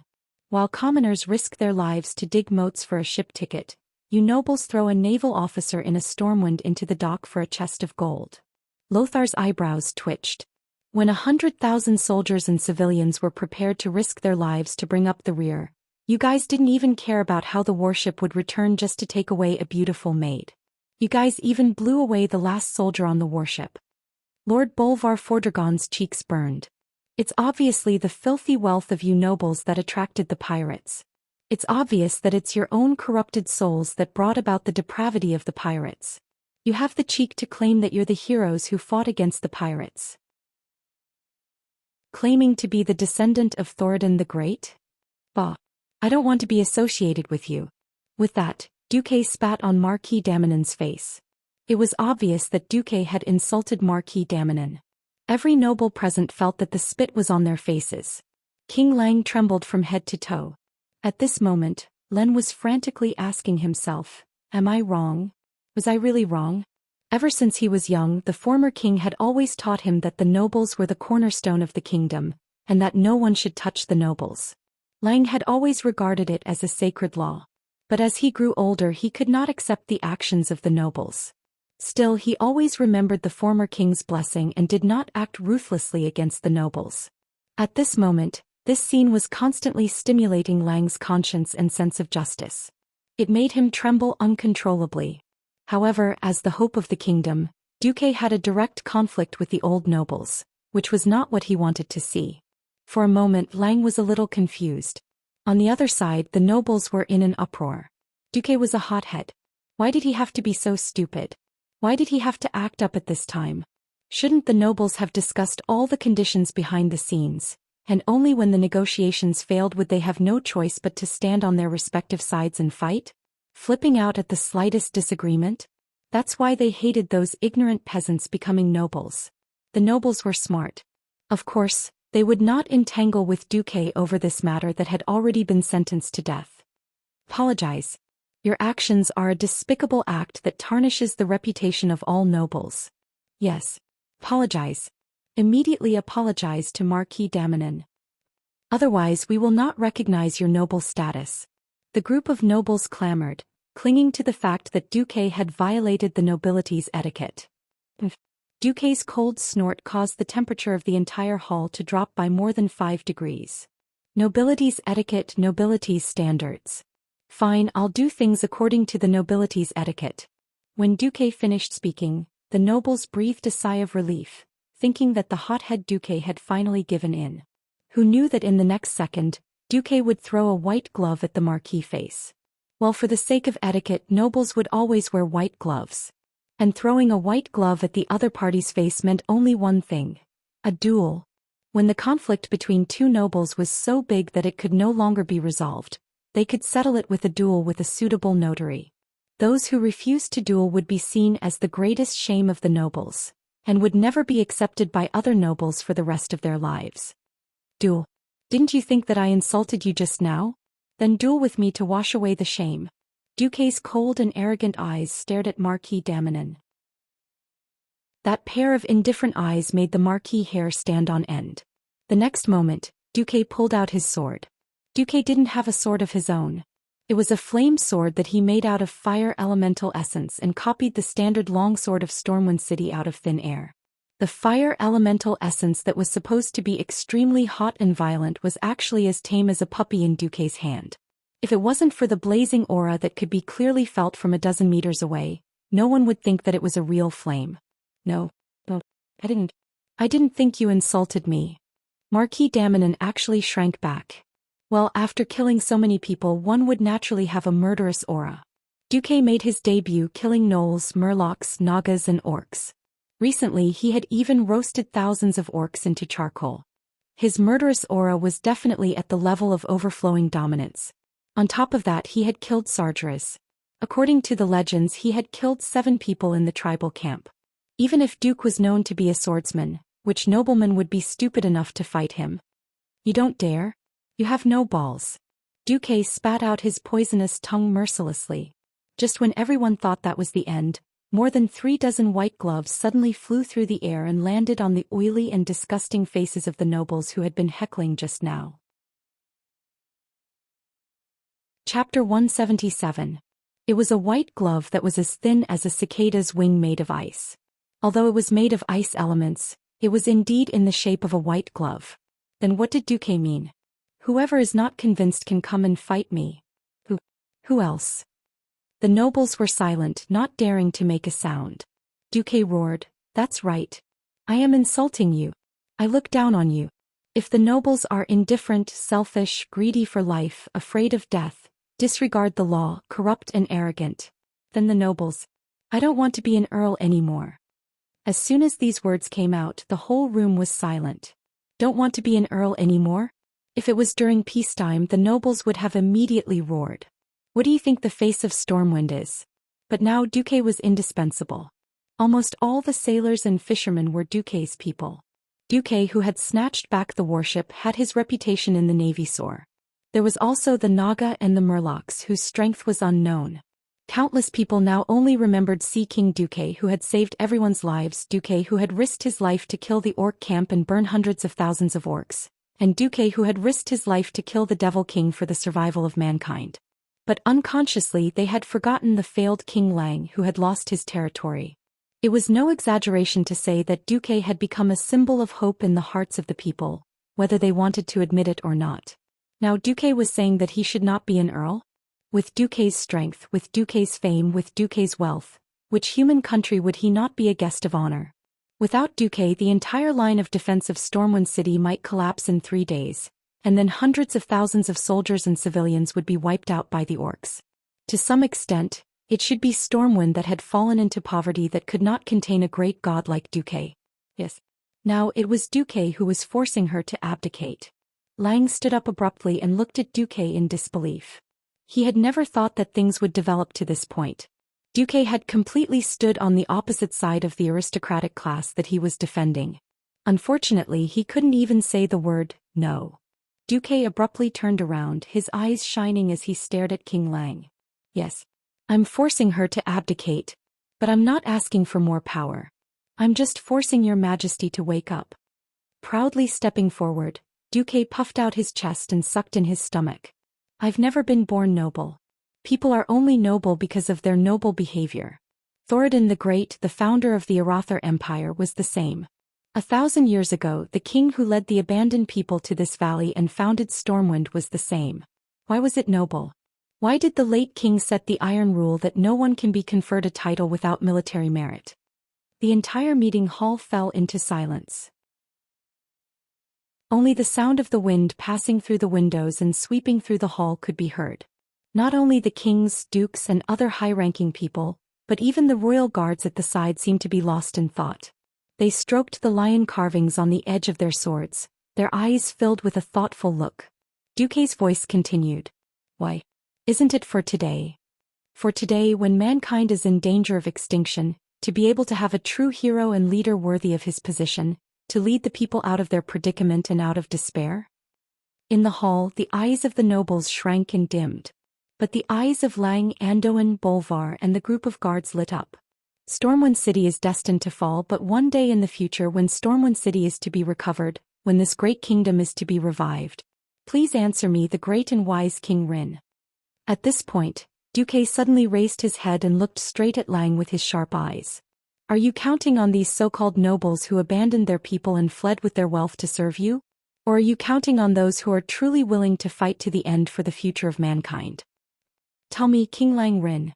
And everyone present who has opened their eyes. Tell me, who do you choose?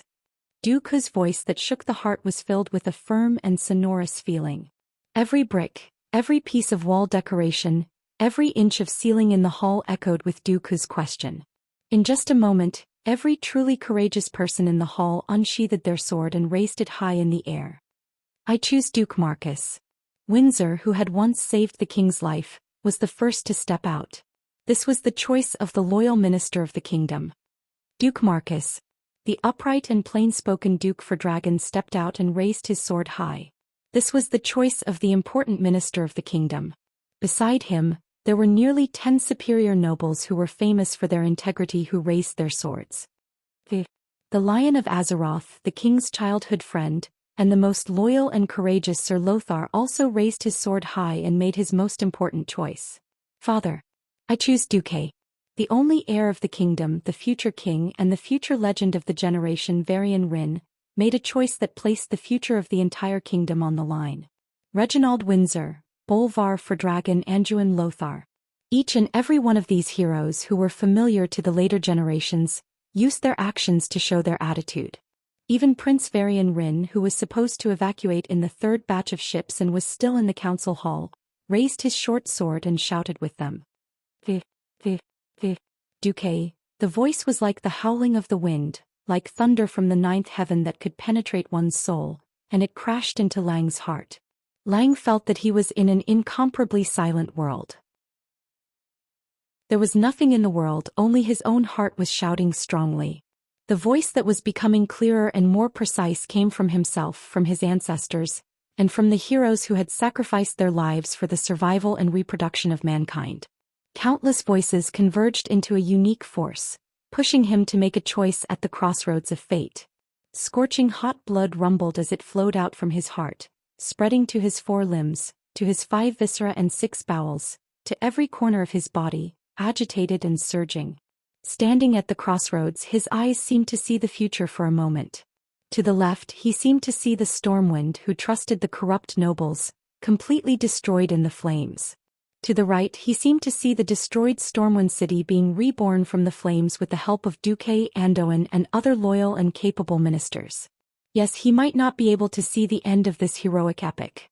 The new era must belong to the next generation. Yet he was able to compose the most splendid beginning to this great human epic. For a moment, Clayan was so shocked that he could not control himself.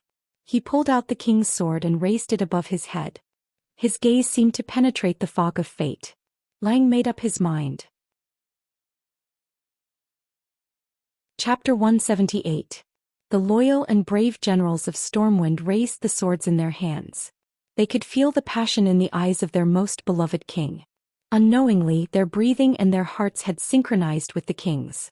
It was an inexplicable throbbing of their hearts. One by one they entered a mysterious state of trance.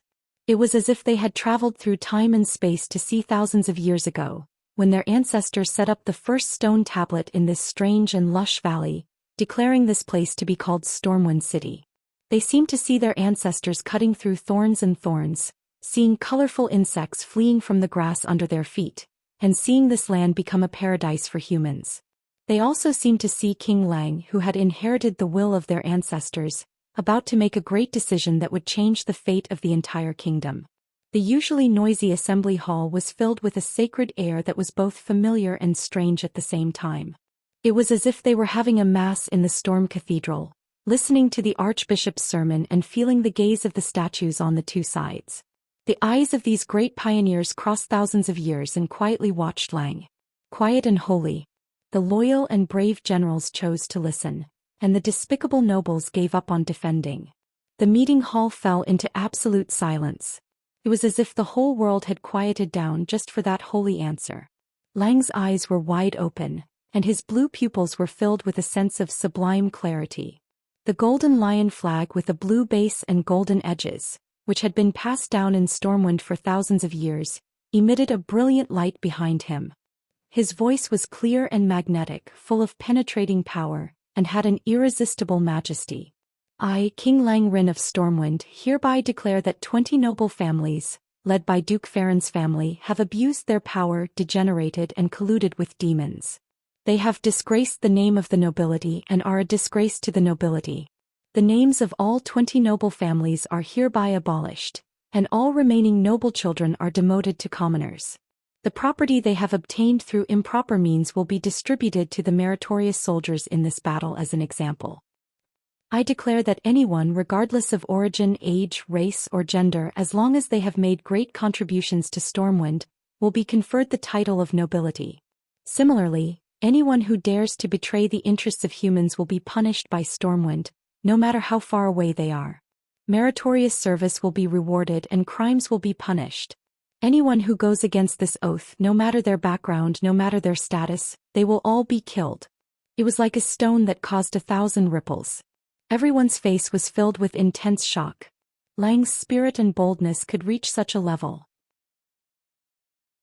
No king would dare to wipe out half of the nobles in the country in one go, but Lang dared. No monarch dared to link the supreme position with merits, but Lang dared. No ruler would have the guts to use talents so freely, but only Lang dared. Even though Duque's actions behind the scenes had caused shocking losses to the nobles and placed it in front of Lang as a fait accompli, even though Duque had used the great crisis of the country's destruction to blackmail Lang, in the end, it was still Lang who made the decision. Lang had made the wisest decision. No, it was even wiser than Duque had expected. It was already the realm of a great man. Based on these 3 points, as long as Lang's Stormwind did not really destroy the country, and as long as Lang's bloodline and policies could continue, Lang was bound to leave a thick stroke in the history of humans in Azeroth. Everyone present felt that their souls had received some kind of mysterious sublimation at this moment. If the resistance against the invasion of the tribes was a glorious hymn, an epic that originally did not belong to a single person, then at this moment, there was only one protagonist, Lang Rin. For humans, for Azeroth, Lang shouted. For humans, for Azeroth, Duque, Anduin and the others echoed in unison. The feeling of excitement lingered for a long time. Everyone's chest rose and fell violently. They looked at each other and saw the same smile in each other's eyes. Lang glanced coldly at the nobles who had tried to force him to abdicate. Gentlemen, you may leave now. It's time to discuss confidential military affairs. It has nothing to do with you. Lothar and Duke Fordragon stepped forward at the same time. Beside them, more than 10 royal guards formed a fan shape. The nobles' mouths twitched, and there was an unconcealable cowardice in their eyes. In the end, they did not protest anymore and quietly left. This scene was painted into a famous painting by a later artist based on the eyewitness account. It was auctioned off for a sky-high price of 3 million gold coins. The title of the painting was The End of the Decaying Era. After the nobles left, the huge meeting hall seemed empty. Lang and the others immediately moved to a smaller, more private meeting room. Including the guards, there were no more than 20 people in the meeting room. But these people would become the core of Stormwind's power. If Stormwind could survive, Bolvar was firmly on Duque's side just now. But now he was the first to speak up. Oh, my wise Archmage Marcus. Although I would like to thank you for helping the kingdom get more than 50 ships, I can't take it anymore. When you and Lothar went to save the situation, the kingdom lost nearly 3,000 elite soldiers. This is the total number of those who died and could no longer go to the battlefield. Everyone's expression was ugly. The kingdom could not afford to train a qualified soldier for too long. Even if the speed of transporting soldiers and civilians could be nearly doubled, the current situation was that the line of defense would likely collapse before that. Lang walked over and put one hand on Duque's shoulder. He looked calmly into Duque's eyes. I will not regard what you just did as an attempt to force me to abdicate. Stormwind has been sick for a long time. You just gave me the determination to cut off this rotten flesh. But the kingdom's new life still depends on the efforts of the younger generation. I think that since you gave me so many perfect answers before, you won't disappoint me this time, right? If Duque could so perfectly force the aristocrats to leave, but was unable to come up with anything useful in the following military conference, and was cheated by Stormwind, that would be a real joke. But Duque was Duque, a miraculous person who would never disappoint his supporters. Duque smiled lightly. Of course you won't be disappointed, Your Majesty. First, please allow me to introduce you to an important guest. Please, my follower Aitana and the guest she has brought. Lang nodded with an indifferent smile. The door of the meeting room opened. Not long after, a freckled female wizard wearing the wizard robe of the Stormwind royal family's wizard group entered with a guest. The guest made the expressions of many of Stormwind's upper echelons stiffen, because the so-called guest turned out to be a goblin. Chapter 179. Aitana, who hadn't seen her for a long time, now looked a little more capable and experienced than Duque. Even though Aitana was a person who had seen the world, she still felt a little uneasy when she suddenly saw so many big shots of the kingdom. After a few deep breaths, she quickly adjusted her emotions. Your Majesty, Your Excellencies, I am the follower of Earl Duke Marcus Aitana. Please allow me to introduce you to Mr. Sherlock Belfort, a goblin engineering merchant from Stranglethorn Valley. Greetings, Your Majesty. Greetings, Your Excellencies. Goblin Sherlock gave a very standard aristocratic salute. Although his movements were very standard, none of the kingdom's higher-ups present knew how to face this goblin. The infamous goblin. Unlike the goblins in the novels that Duque had read before he traveled to this world, the goblins were generally dirty, despicable, low IQ, and amazingly fertile. They harmed humans all year round. Although the goblins in the world of Azeroth were also humanoid creatures, they had green skin that was no different from orcs, were only slightly taller than a human's knee, had thin, matchstick-like limbs, and had a pointed head and large eyes.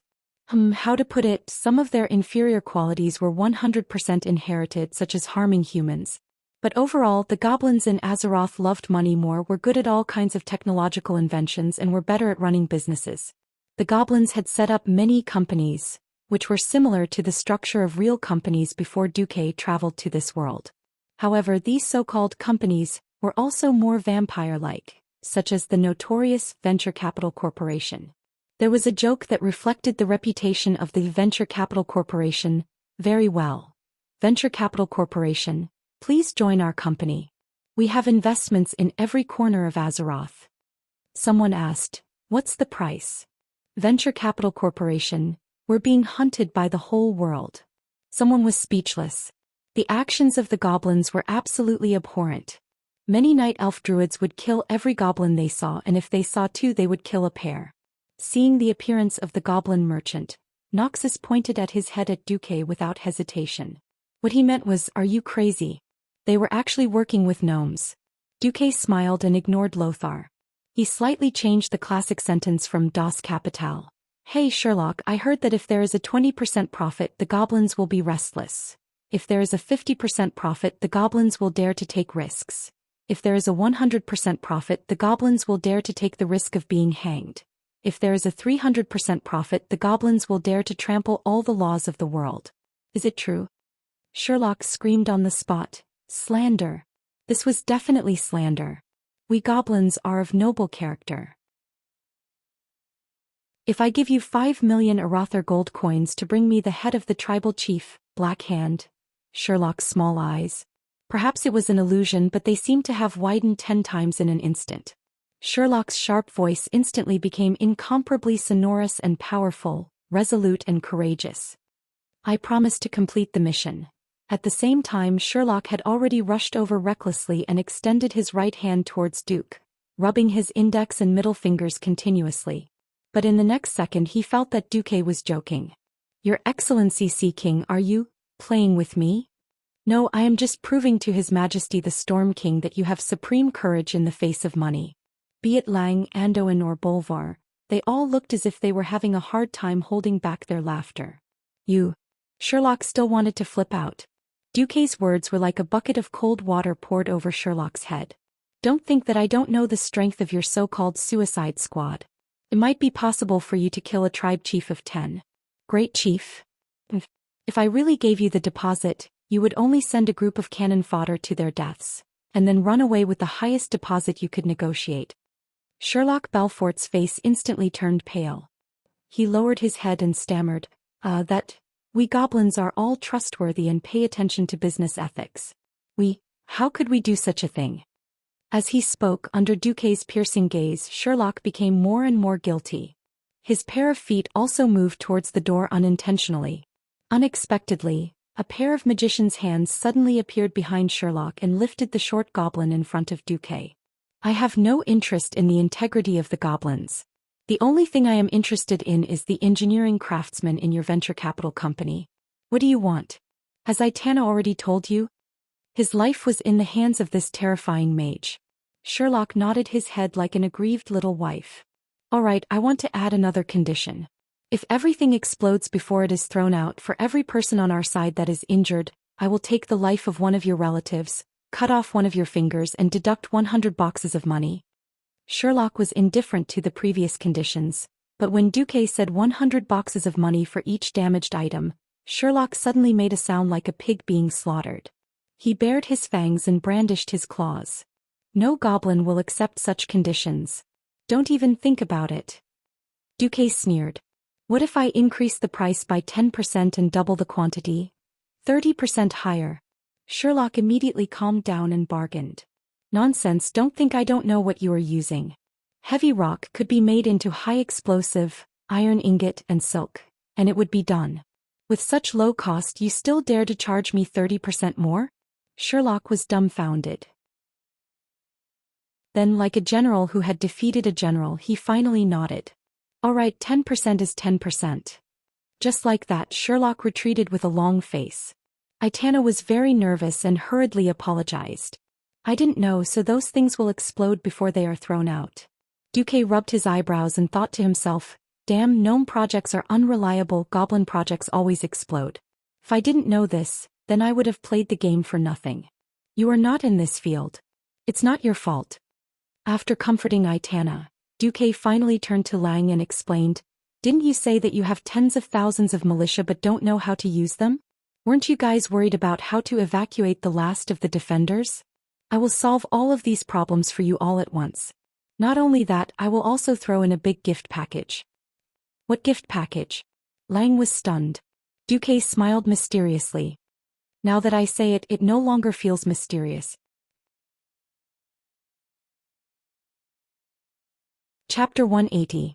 For 2 days in a row, the east and north walls of Stormwind City were filled with battle cries. However, the people of Stormwind City would never have thought that such a terrifying battle was just a test by the Horde. Yes, it was just a test. During the absence of Duque and Andoin, Bolvar was in charge of the defense. Although he knew that the Horde was only sending 1,000 men to test the waters, Bolvar had no choice but to fight with all his might. The difference in individual combat power was too obvious. There were moats, barbicans, city walls, arrow towers, and towering hills equipped with catapults. Such a three-dimensional defense system only erased the disadvantage that the humans had when fighting against the orcs in terms of individual combat. The battle was still very difficult. The 5-meter-tall city wall was still too short for the tall and strong orcs, who were unreasonably strong in terms of athleticism. Orgrim gave Blackhand a stupid idea, but it was also the most effective one, and Bolvar was at a loss of what to do. Fill the river when you see it, build a slope when you see it. The laborers, who were dwarves in the eyes of the Horde's warriors but were burly men in the eyes of the humans, carried a large number of rocks and braved the deadly rain of javelins to throw the rocks into the moat before turning around and leaving. The process repeated. In just a day, the urgently dug moat was filled by nearly a third. Duke Bolvar could not imagine how tragic the situation would be when the humans were forced to fight the green-skinned monsters in the streets after losing their geographical advantage. However, the greatest consolation was that Duque had returned.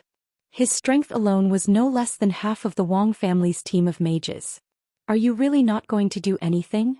Lothar asked Duque on top of an arrow tower. Duque shook his head. No, I'm not going to do anything. It's more beneficial for us.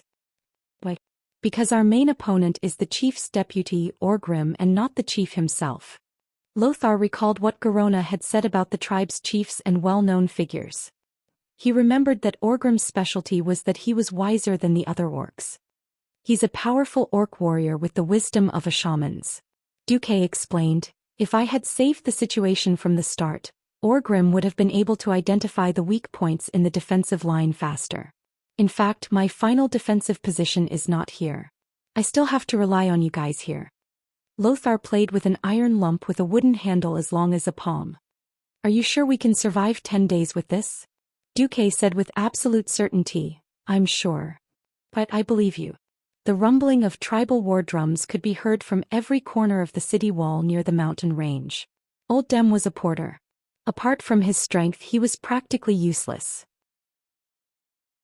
He, who was over 50 years old, joined the militia purely because he could get a ticket for his daughter and grandson to leave early by signing up for the militia.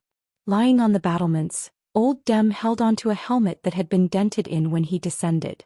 It was obviously taken from a dead man's head as he trembled and looked out. Beside him was his old neighbor Kana, a baker. Kana kept asking in a low voice, Have we arrived? Have we arrived?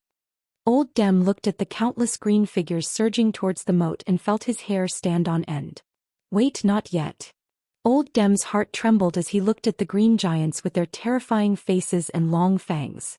At this moment, the kingdom's soldier in charge of supervising them suddenly shouted, Militia, get ready to throw that thing. Before I give the order, no one is allowed to open the lid below. Old Dem and Kana immediately tensed up. Calm down. Calm down. Wait for those damned greenskins to attack. Looking at the signal flag on the command tower behind the city wall, all the kingdom's soldiers shouted in unison the moment the red flag dropped. No. Old Dem followed the steps he had taught them and hurriedly opened the lid below the wooden handle. Instantly, the sound of fireworks being ignited could be heard from the other end of the wooden handle. Most of the people were illiterate and did not know that it was a fuse. Throw it with all your might. The commanding officer's roar caused many people to slip up and directly throw these strange wooden sticks with metal pimples into the moat below. There were even some idiots who accidentally dropped the sticks onto the battlements. It was the soldiers in charge of supervising who were quick to react. They swung their arms around and threw the thing across the moat. A few seconds later, when the terrifying green dwarfs carried the boulders and ran to the moat, the green dwarfs suddenly stopped. Boom, boom, boom. A series of continuous explosions stunned both the humans and the orcs. This day, this moment was worthy of commemoration. Because this was the first time in the history of Azeroth that a firearm had appeared.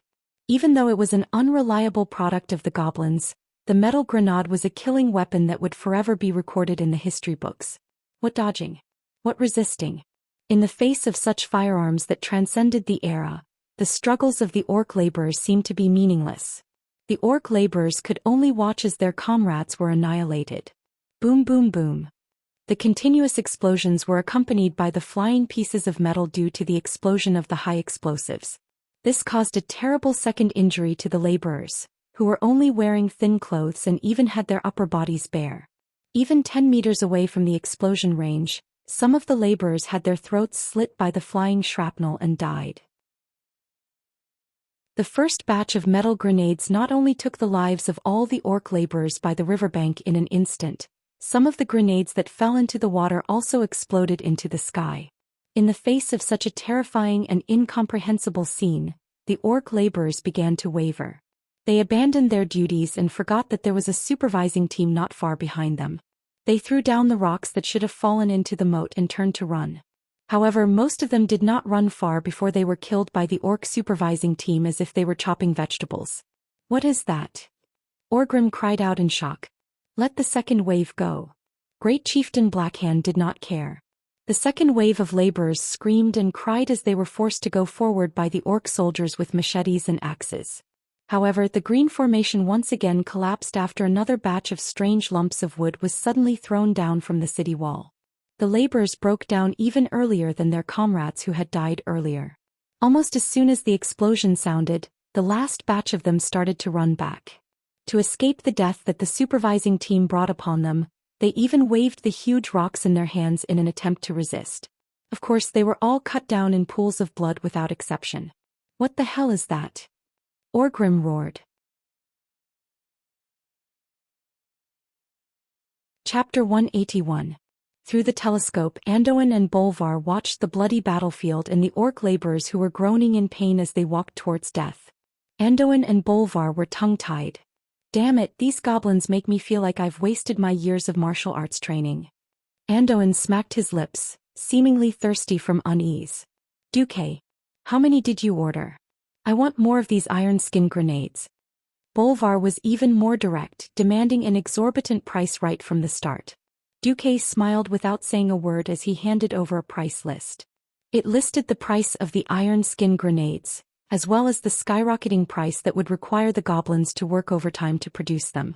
More importantly, Duque had specially noted that the already terrible rate of misfires and premature explosions would skyrocket due to the rushed production. That's right, in this era where there was no mechanized mass production, where everything was done by hand, how high could the success rate be?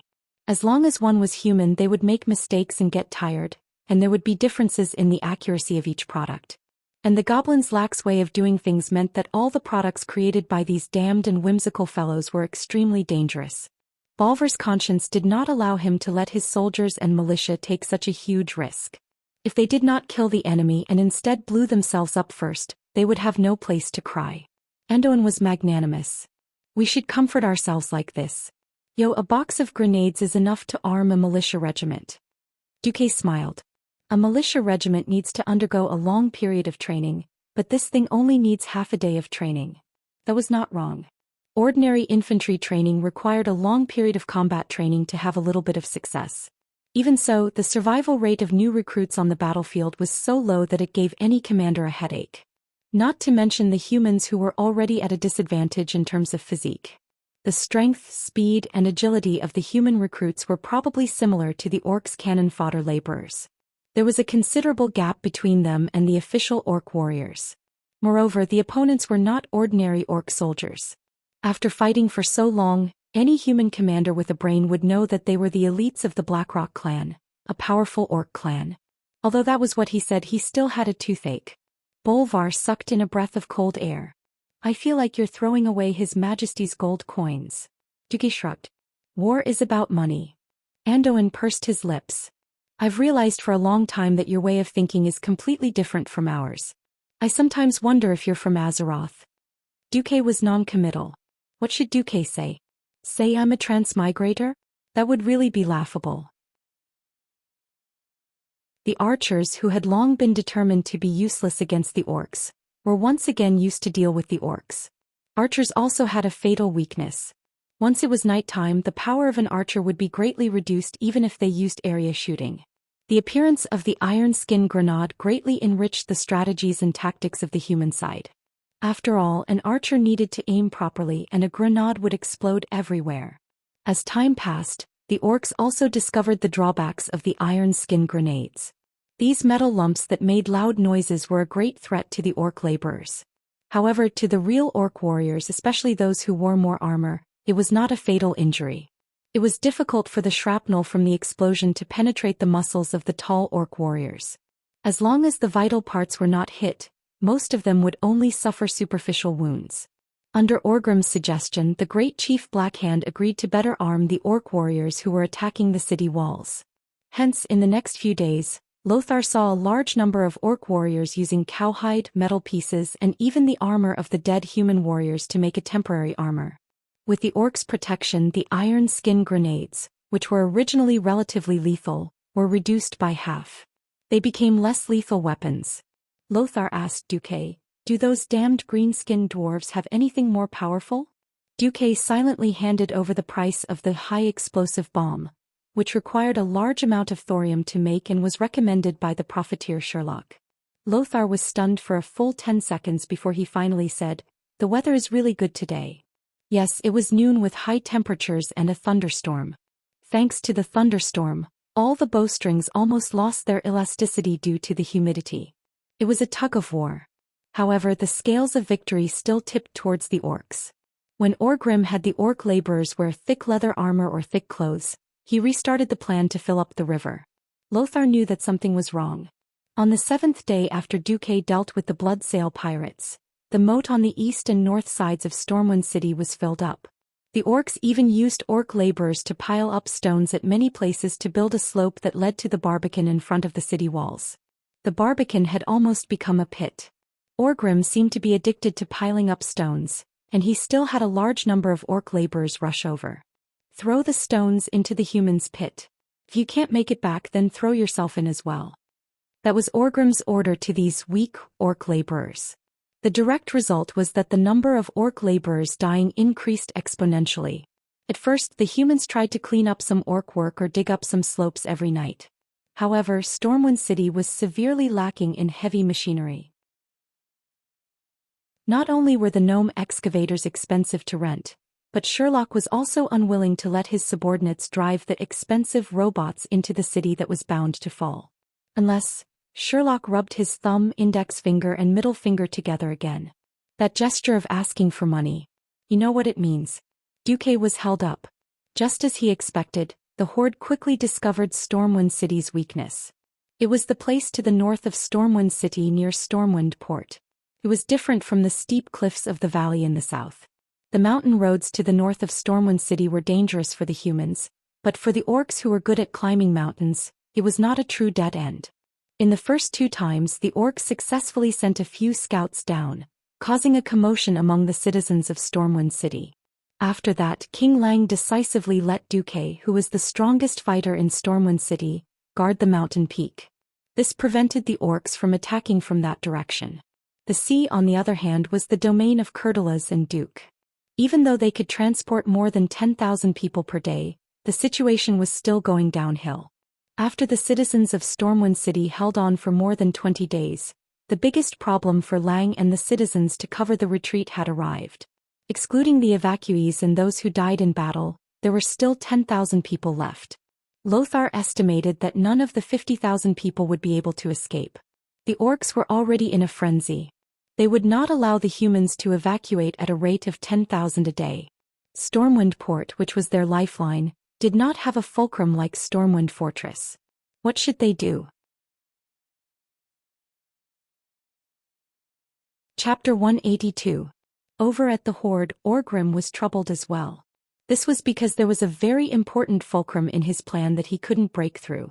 The fulcrum was Garona, the female beastman that Orgrim had caught by accident, but she had a tough backbone that exceeded Orgrim's expectations. Perhaps it had something to do with Garona growing up as a slave. She had an unimaginable tolerance for pain. The straightforward beastmen weren't good at interrogations. All of their interrogation methods were based on simple violence. If Orgrim wanted to get the location of the Shadow Council from Garona, he couldn't really kill her. However, not only was Garona incredibly tough, there seemed to be a mysterious power in her body. Once Garona's life force dropped to a certain level, it would wrap around her.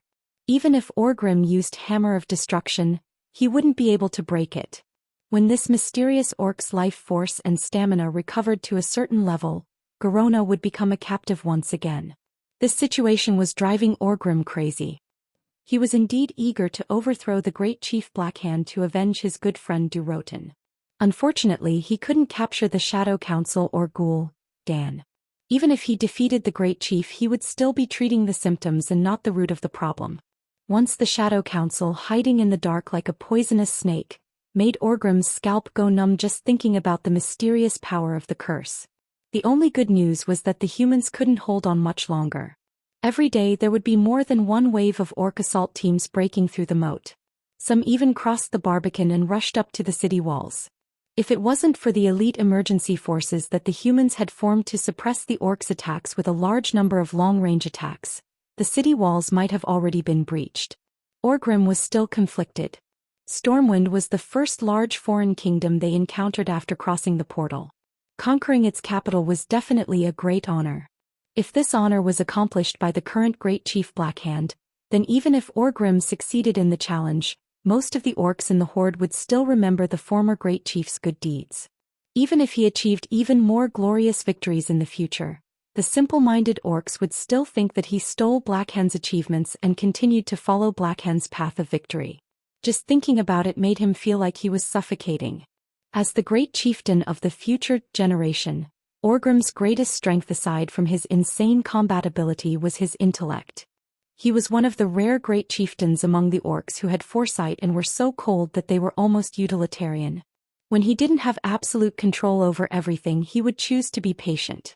However, on the 25th day of the siege, Orgrim sensed that the humans' combat power had reached a critical point. You said that there are no more than 100,000 humans in Stormwind City? Orgrim had a complicated reaction to the scout's report. Yes, when the situation is calm, humans can evacuate about 10,000 people a day.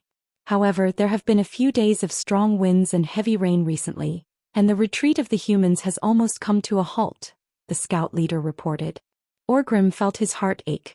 If the humans didn't have so many tricks up their sleeves and only relied on the low city wall, the tribe would be able to breach the city in 2 or 3 days. At that time, hundreds of thousands of soldiers and civilians were captured. Not less than 100,000. The tribe wouldn't have to sacrifice more than 20,000 warriors and 70,000 orc laborers during this period of time. Thinking about this, Orgrim felt his heart ache. At the beginning, the humans didn't have any power to fight back, but now they were able to attack and defend, causing the tribe's losses to increase. Even if the simple-minded people in the tribe still thought that the humans were useless, Orgrim knew that if they let too many of them escape, the tribe would have to pay twice the price to wipe them out in the future. He couldn't wait any longer. No matter what price he had to pay, he had to destroy the enemy's rearguard here. If he couldn't truly destroy the humans' combat power, this battle-hardened army would become the tribe's biggest problem in the future. Thinking about this, Orgrim no longer hesitated. He wanted to advise the great chieftain to launch an all-out attack tonight. At the same time in Stormwind Keep, the few people who held the fate of the Stormwind Kingdom gathered together. Duque said softly, "The Horde's all-out attack will be tonight." Lang suddenly looked up. "Are you sure?" "I purposely let the Horde scouts pass through my defensive line to observe Stormwind Port." Duque's casual words gave people a strong feeling that everything was under Duque's control. Noxus took a deep breath. Indeed, the last 50,000 is the minimum number of troops needed to defend Stormwind City. Bolvar suddenly looked up at Duque, then at Lang. "Your Majesty, I strongly suggest that you leave with the last batch of ships tonight. You are the King of Stormwind." "Enough. Bolvar." King Lang suddenly stopped the loyal Bolvar. "Since Duque said that he had the confidence to send us away at the last moment, what else do we have to hesitate about? I can't accept running away like a coward, abandoning my people who trusted me. If you want to ensure that Stormwind has a king, Varian has already been sent to South Shore." These words were already very harsh, almost cutting to the heart.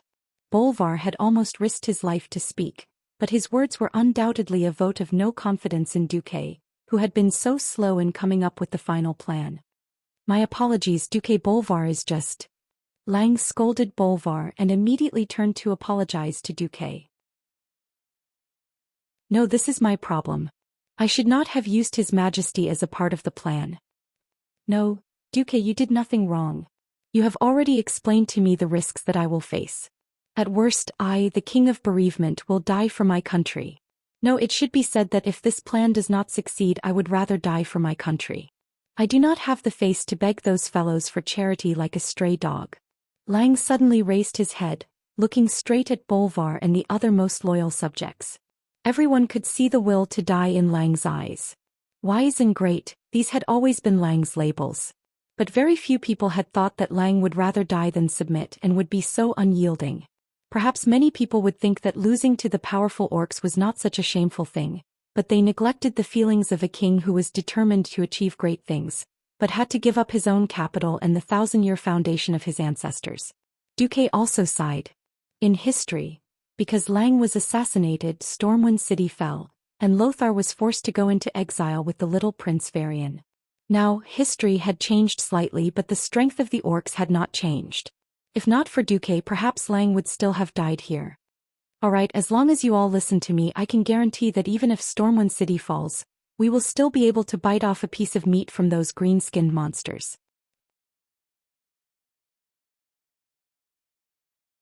Chapter 183. For those who had never experienced a war, any description of a war would be feeble and hollow. Once, Duque naively thought that he could save everybody, but Lothar modified Duque's plan slightly. It was a magic image that was almost a video. There were no signs of life on the scorched land. Thick pillars of smoke that reached the sky were everywhere. The once prosperous fields had been abandoned, and the end of the horizon was full of dilapidated houses. The streets were littered with corpses. There were strong farmers, skinny old men, pregnant women with big bellies, and children less than 10 years old. Most of them had been decapitated, and their blood had already begun to dry up and turn black, proving how miserable and tragic the scene was at that time. Duque seemed to have heard the screams, howls, and cries that lingered in the village at that moment. Regardless of age, gender, or ability to fight, everybody had obviously been dragged to the square in the village for a unified massacre. It was a genocide to exterminate the entire human race. A game would always be a game. No matter from which angle it was described, it was not enough to describe the unforgettable impact on the soul. Lothar walked over and patted Duque's shoulder. "Your plan is great, but you're still too young." Duque's mouth was half open and half closed as if he wanted to argue, but in the end the words became, "At least let me go with you to see off the soldiers." Briefly stunned, Lothar stared into Duque's eyes and said only one word, "Okay." The sun had already set, and the moon was hazy in the sky, as if it were morning for Stormwind City that had stood for 1,000 years but was about to fall.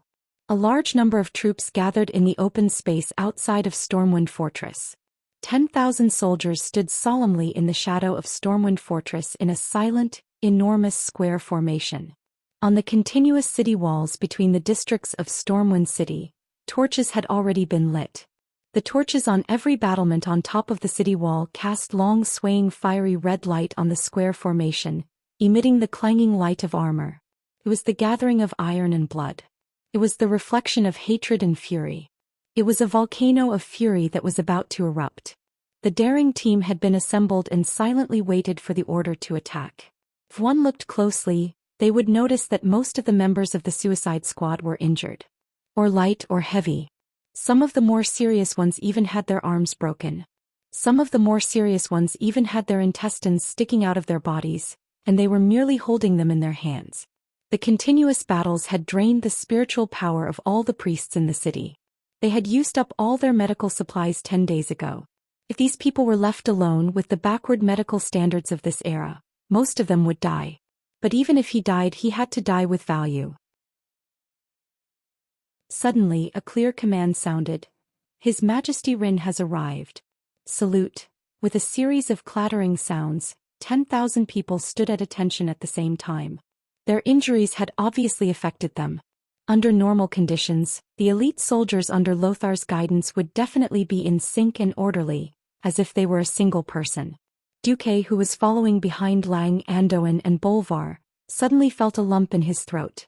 Lang, in his golden armor, stood at the entrance of Storm's stronghold. His facial muscles twitched. Anduin Lothar stood beside the king. His loud voice, which was like the roar of a lion, spread throughout the entire army. "Warriors of the kingdom. His Majesty Rin has come personally to send you off, warriors." Silence. Nearly 10,000 people once again stood at attention and put their feet together. Walking down the slope, Lang, Duque, and the others slowly walked past the front of the formation. What kind of faces were they? There was no vigor, no vitality. Every face was filled with the paleness of walking towards death. However, every pair of eyes exuded an amazing desire to fight that was as blazing as fire, mixed with a murderous aura of hatred and anger. Every pair of eyes was shining with the will to fight to the death. Yes. Every warrior knew that they were going to die. It was just that before burning their lives, they wanted to give the invaders a fatal blow in the most severe way possible. Duque felt a lump in his throat. Lang looked around at the familiar and unfamiliar faces, and could not help but be moved. He patted the shoulders of every soldier in the first row and walked over. In the end, he still managed to control himself well and walked to the high platform that had been set up beforehand. Lang raised the big bowl filled with wine high, and the soldiers followed suit and raised the big wrists filled with wine. King Lang's clear voice spread in all directions. "Azeroth has been invaded and humans are being slaughtered wantonly like pigs and dogs. But we are very lucky. Everyone, please join me and raise the long swords in your hands against these damned green-skinned creatures. Be it me or you, maybe tonight, maybe tomorrow, we will all die in this damned war. But it doesn't matter because we are dying for our children and grandchildren." I only hate that I, Lang Rin, can't accompany you to fight shoulder to shoulder tonight. But it doesn't matter, please leave first. When I see you again I will either proudly tell you that I have taken back Stormwind City, or I will tell you that I died on the way to the charge just like everyone else. Now with this wine I wish you all to chop off more orc heads. With that, Lang raised his head resolutely and drank the whole bowl of strong wine in one gulp. Looking at Lang's Adam's apple moving, Duque Andoin Bolvar, and the others raised their heads and drank in unison. It had to be said that this kind of golden wine originating from the dwarves had a strange fiery feeling. The fiery turbulence rushed into his throat and flowed down his esophagus into his stomach. Duque suddenly felt a burning sensation all over his body. Duque, who did not like to drink, staggered, but he took a step back. Duque immediately steadied himself.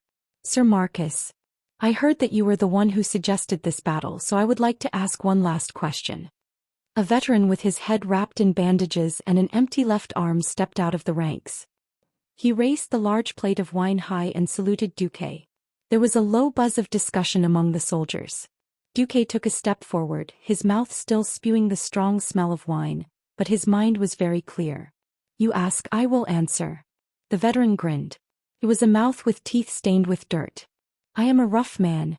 I do not understand magic, nor do I understand any plans. I only know that my wife and children have died in this battle, so I have nothing to worry about. I just want to ask you, tonight how many orc lives can my death be exchanged for? This was not only the voice of the veteran, but also the voice of the 10,000 warriors who were about to die. They were not afraid of death. The key was whether it was worth it. Duke's body trembled and he roared, 1 for 10. And I will use the head of the orc chief to lay the foundation for the heroic souls of our brothers. The veteran laughed proudly. Haha. I originally thought that killing 1 would be enough and killing 2 would be a profit. I did not expect that I could go to hell while looking at the head of the tribe's chief. Haha. Even if I die I am willing. He resolutely drank the wine in the large bowl in his hand, and with a crisp crack he smashed the large plate into pieces. Behind him 10,000 soldiers sat in the same position, and the sound of plates smashing could be heard. With tears in his eyes, Lang raised his hand. Set off. Chapter 184. The soldiers' heroic spirit soared to the sky, and they roared thunderously in a deep voice, Your Majesty, we will make a move first. Clayan raised his sword. The cold light of the sword reflected off Clayan's handsome but no longer young face under the bright light of the fire. At this moment Duke, who was standing beside Clayan, was affected by the tragic atmosphere. Unbeknownst to him, his tears had already begun to fall. An hour later the Horde's war drums sounded as if they had agreed. The boorish roars of the Horde's warriors came from the east and north of the mountain range again. Dozens of goblins' special flares shot into the air and chased away the darkness. The Horde's attacking troops could be seen clearly. Not only were the smooth mountain paths filled with muscular Blackrock warriors, but there were also countless thick ropes hanging down from the steep mountain walls, and the burly figures of the orcs could be seen clearly. It was a real green tide. The sound of crossbows kept coming from the city wall. But the orcs continued to crazily rush towards the city wall despite the barrage of crossbow cannons and falling rocks. An orc's helmet and head were smashed into pieces by a rock, and his burly body fell down. He quickly became a stepping stone for the next orc, and he continued to rush up the city wall along the slope of rocks.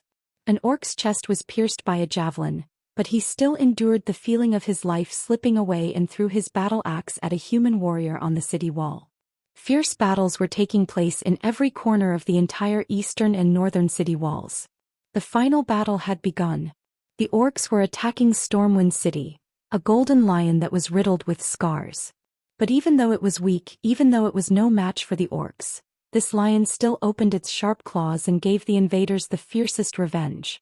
Not far away, Orgrim held his famous Hammer of Destruction, and stood there in a daze. He saw the humans launch a brave and desperate counterattack against the orcs on the top of the city wall. Then they were once again drowned by the orcs' green tide. Orgrim squinted his eyes and he felt a bad omen.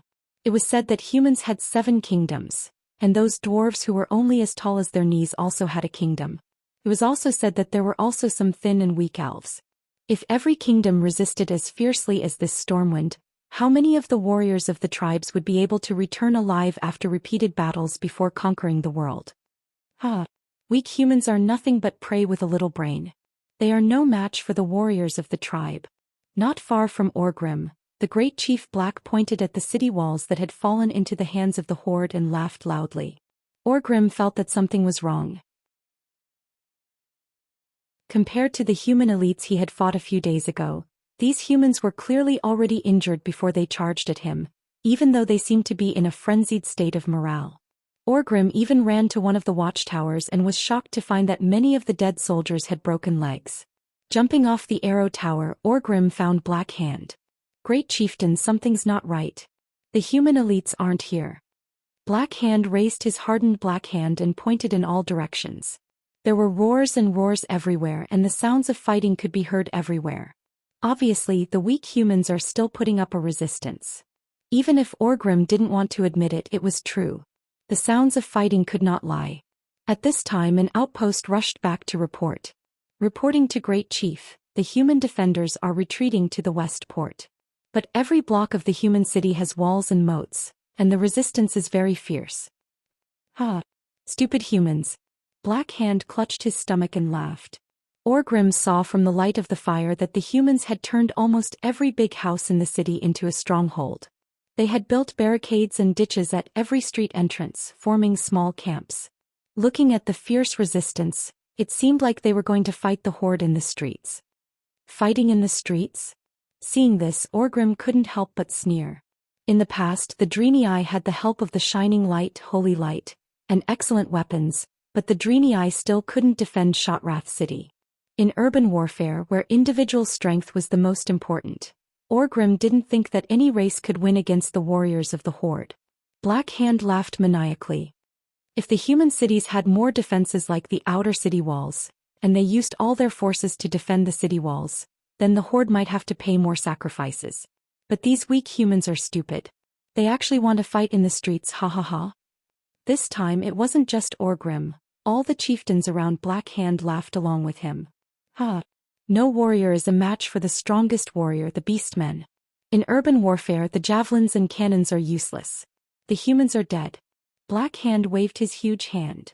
Attack through the night, we can't let a single human escape. You can take the other spoils of war, but leave the head of the opposing chief to me. Yes. The chiefs of the small and medium-sized tribes were overjoyed. They listened to the order and dispersed, returning to their own tribes to command their troops. Orgrim, lead your people to the port as soon as possible. I don't want to let another human escape. Understood. It would be a lie if the beastmen weren't tired after days of attacking the city. But the high feeling of conquering the enemy's city made every single beastman feel invigorated. There was no more discipline, no more cooperation. The beastmen that remained near Stormwind City came out in full force. They slaughtered their way through every street and alley in Stormwind City. They killed anyone they saw, and if they saw something new they would take it. Looking at the shiny gold and silver, the beastmen didn't think much of it. They just felt that it would be nice to melt them and make them into tooth ornaments.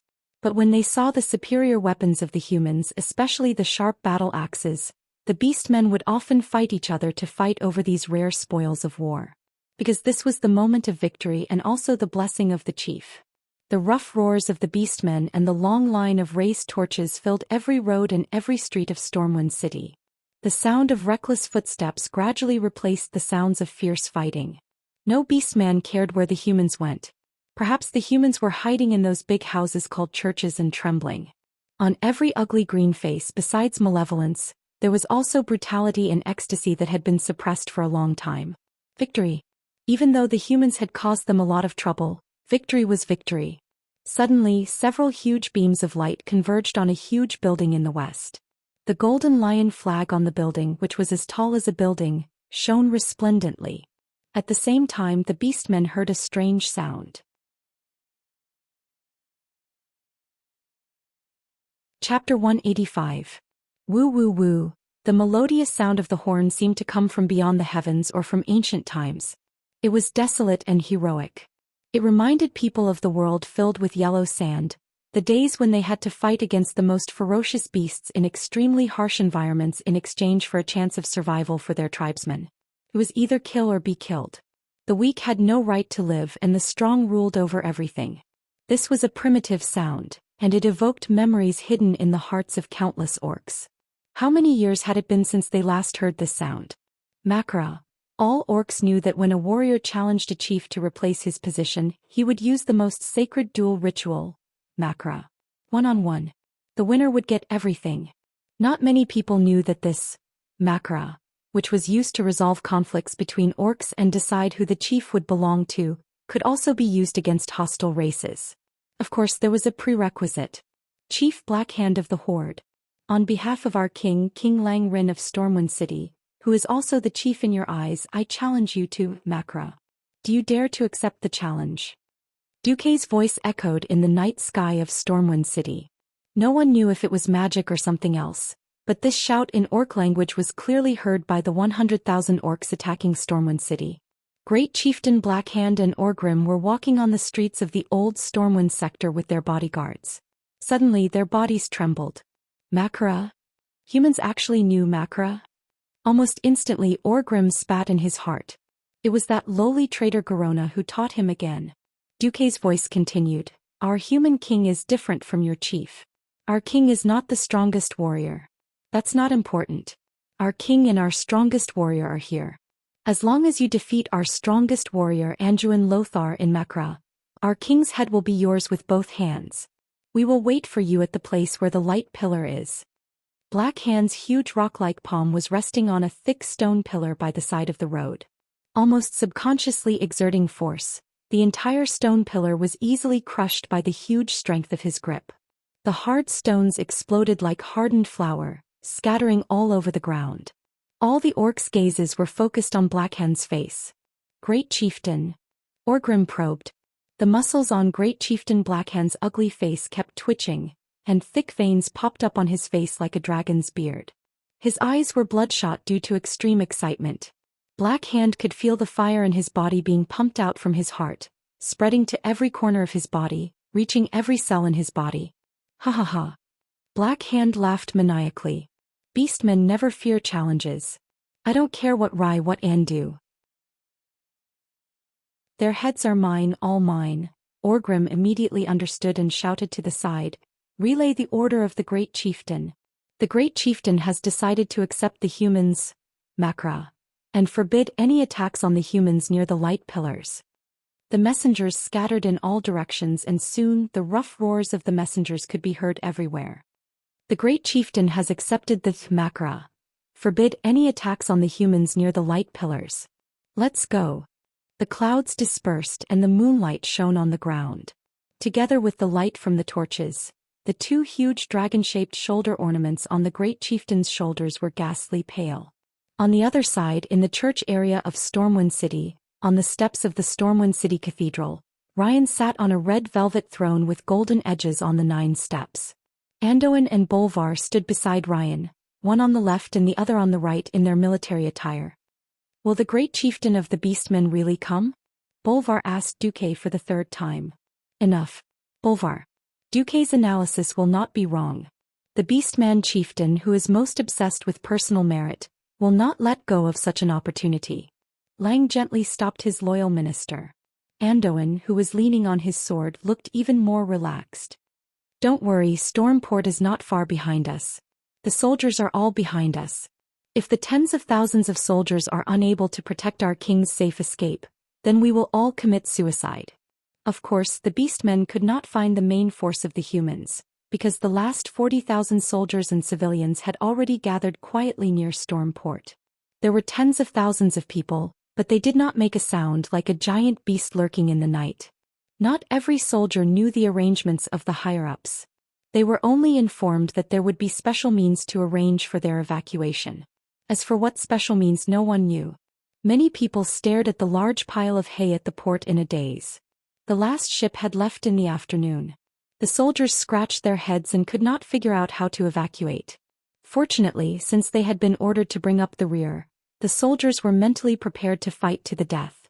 However, the open space from the church area to the port was really not conducive for humans. Moreover, the soldiers did not have any heavy weapons on hand. If they fought with the beastmen here, it would be a one-sided massacre. The commander of the Griffin Legion, Tom Simois, who had met Duke once before, still did his best to place the shield-wielding heavy infantry and spearmen against the sea, setting up a formation in the direction of Stormwind City. If the beastmen rush here, we can at least hold on for a while, General Seamus muttered to himself.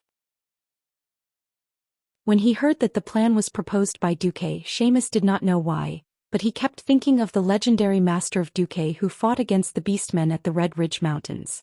That kind of spirit of 1 against 10,000, of taking the head of the enemy's general amidst thousands of men and horses, still deeply shocked his heart. Woo-woo, a long horn sounded in the east of Storm City. Lang, Andoin, and Bolvar all looked up at Duque at the same time. A faint smile appeared at the corner of Duque's mouth. Chief Blackhand has accepted your challenge. Lothar. A smile also appeared on Lothar's enchanting face. He and Lang looked at each other. Lang nodded heavily. Go, Andoin. My life and the future of Stormwind are in your hands. Lothar bowed deeply and then turned to Duque. Sometimes I really admire you. You have mastered the Orc language and their customs in such a short time. I have learned from Jay, that assassin, for so long, but I only know a few words in the Orc language. Duque smiled mischievously. I found a large number of Orc books in Karazhan. I have read a lot, I will not lie to you. There were no books about Orcs in Karazhan at all. Duque was completely lying. Lothar did not know. All right, I will rely on you for the translation later.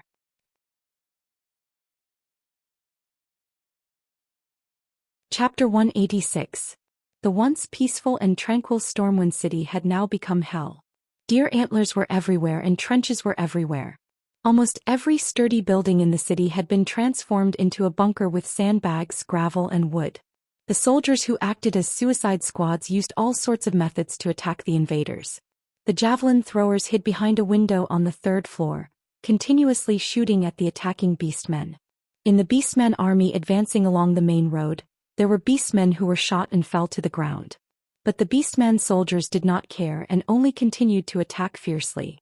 Whether it was the human barricades or the bunkers that had been transformed from mansions, the various beastman clans fought to launch wave after wave of attacks. The green tide flooded one position after another. First was the capital of the Dreenii Shotrath City, then the human Stormwind City. Which city would it be next? The beastman soldiers did not think too much about it. The sense of pride and glory from conquering the enemy's capital had long made the beastmen lose their minds. Most of Stormwind City had already fallen into the flames of war, but the human positions were layered like a woman's dress. Every time they tore apart a position they would see the next one. They did not even have time to plant the clan's flag. A human position that was responsible for providing cover would definitely throw a rain of javelins. That kind of mutual cover, like an endless line of fortifications, gave the attacking beastman commanders a headache. The bloodletting of the tribes was unknowingly expanding. Just as the battles in every area were extremely fierce, a huge and silent army came straight to the Stormwind City Church District. Over here, with the huge and beautiful Stormwind City Cathedral behind them, nearly 1,000 royal guards stood with swords in hand, waiting in formation. Over there, the great chief beastman guards, who were more burly than normal beastmen with an average height of nearly 3 meters, came forward with great chief Blackhand and Orgrim. These elite beastman guards wore thick black leather armor that covered almost their entire bodies. They wore ferocious shoulder guards that towered into the sky with sharp-boned spikes. On their heads were full iron-horned helmets that were meticulously made by the best beastman laborers. In one hand they carried a huge battle axe that they had collected from the humans. In the eyes of these humans, the huge battle axe that required 2 hands to lift was just a one-handed axe in the hands of the elite beastman guards. Lang narrowed his eyes. The green crowd parted to the left and right like a tidal wave. Great Chief Blackhand, who was over 3.5 meters tall, walked forward with Orgrim, who was holding the hammer of destruction. Stepping on the green bricks of the church district, the bricks under the great chief's feet groaned under his heavy weight with every step he took. Black Hand stopped 30 meters away from the stairs. Its eyes that were larger than a bull's eyes scanned the humans from left to right. His gaze easily locked onto King Lang, who was wearing a golden helmet and golden armor and was extremely flashy. I am the great chief of the tribe, Black Hand. Are you the great chief of the human storm clan?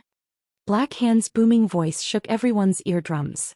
Naturally, Black Hand spoke in the orc language. Lang, Lothar, and the others all tilted their heads to look at the translator, Duque. This guy is the orc chieftain Black Hand. He's asking about your identity, your majesty, Duque replied politely. Tell him, Lang said. Duque bowed slightly and turned to Black Hand. With his left palm facing up, he made an introduction gesture and said in the orc language, Black Hand. In front of you is the honorable king of Stormwind, Lang Rin. He is a distant descendant of Thoradin the Great, the only human empire from 1,000 years ago. He is now the leader of the Alliance of the Seven Human Kingdoms. Duque's translator had gone off topic on purpose. No one in the tribe knew the human language and no one in Stormwind City knew the orc language. It was just a matter of a few words from Duque. Duque's tone was no different from the introduction of the ceremonial officer. No one realized that Duque was about to do something bad. Duque then pointed at Lothar. And this is the direct descendant of Thoradin the Great, the strongest human warrior, Sir Anduin Lothar. Seeing Duque introduce himself, Lothar stood at attention, unsheathed his sword and held it vertically in front of his chest. Black Hand was a simple-minded guy. He blinked, pointed at Lang and replied in a booming voice, You mean Lang is not only the chieftain of this clan, but also the chieftain of the 7 clans? Duque quickly repeated Black Hand's words. Reply to him. Use a more dignified tone, Lang said softly. Duque used a chicken feather as a token of authority. Black Hand. His Majesty takes pity on your low brain capacity. Well, anyway, you simple-minded guys can't tell the difference between a clan and a kingdom.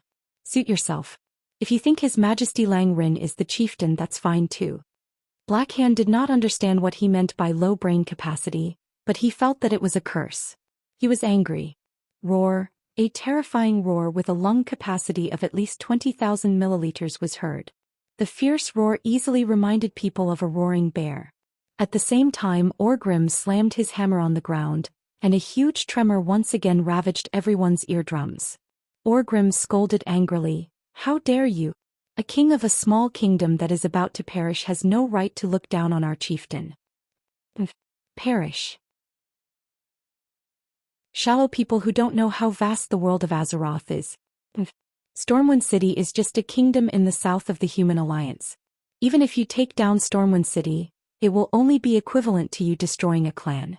Duque did not back down. The orcs were showing signs of going crazy.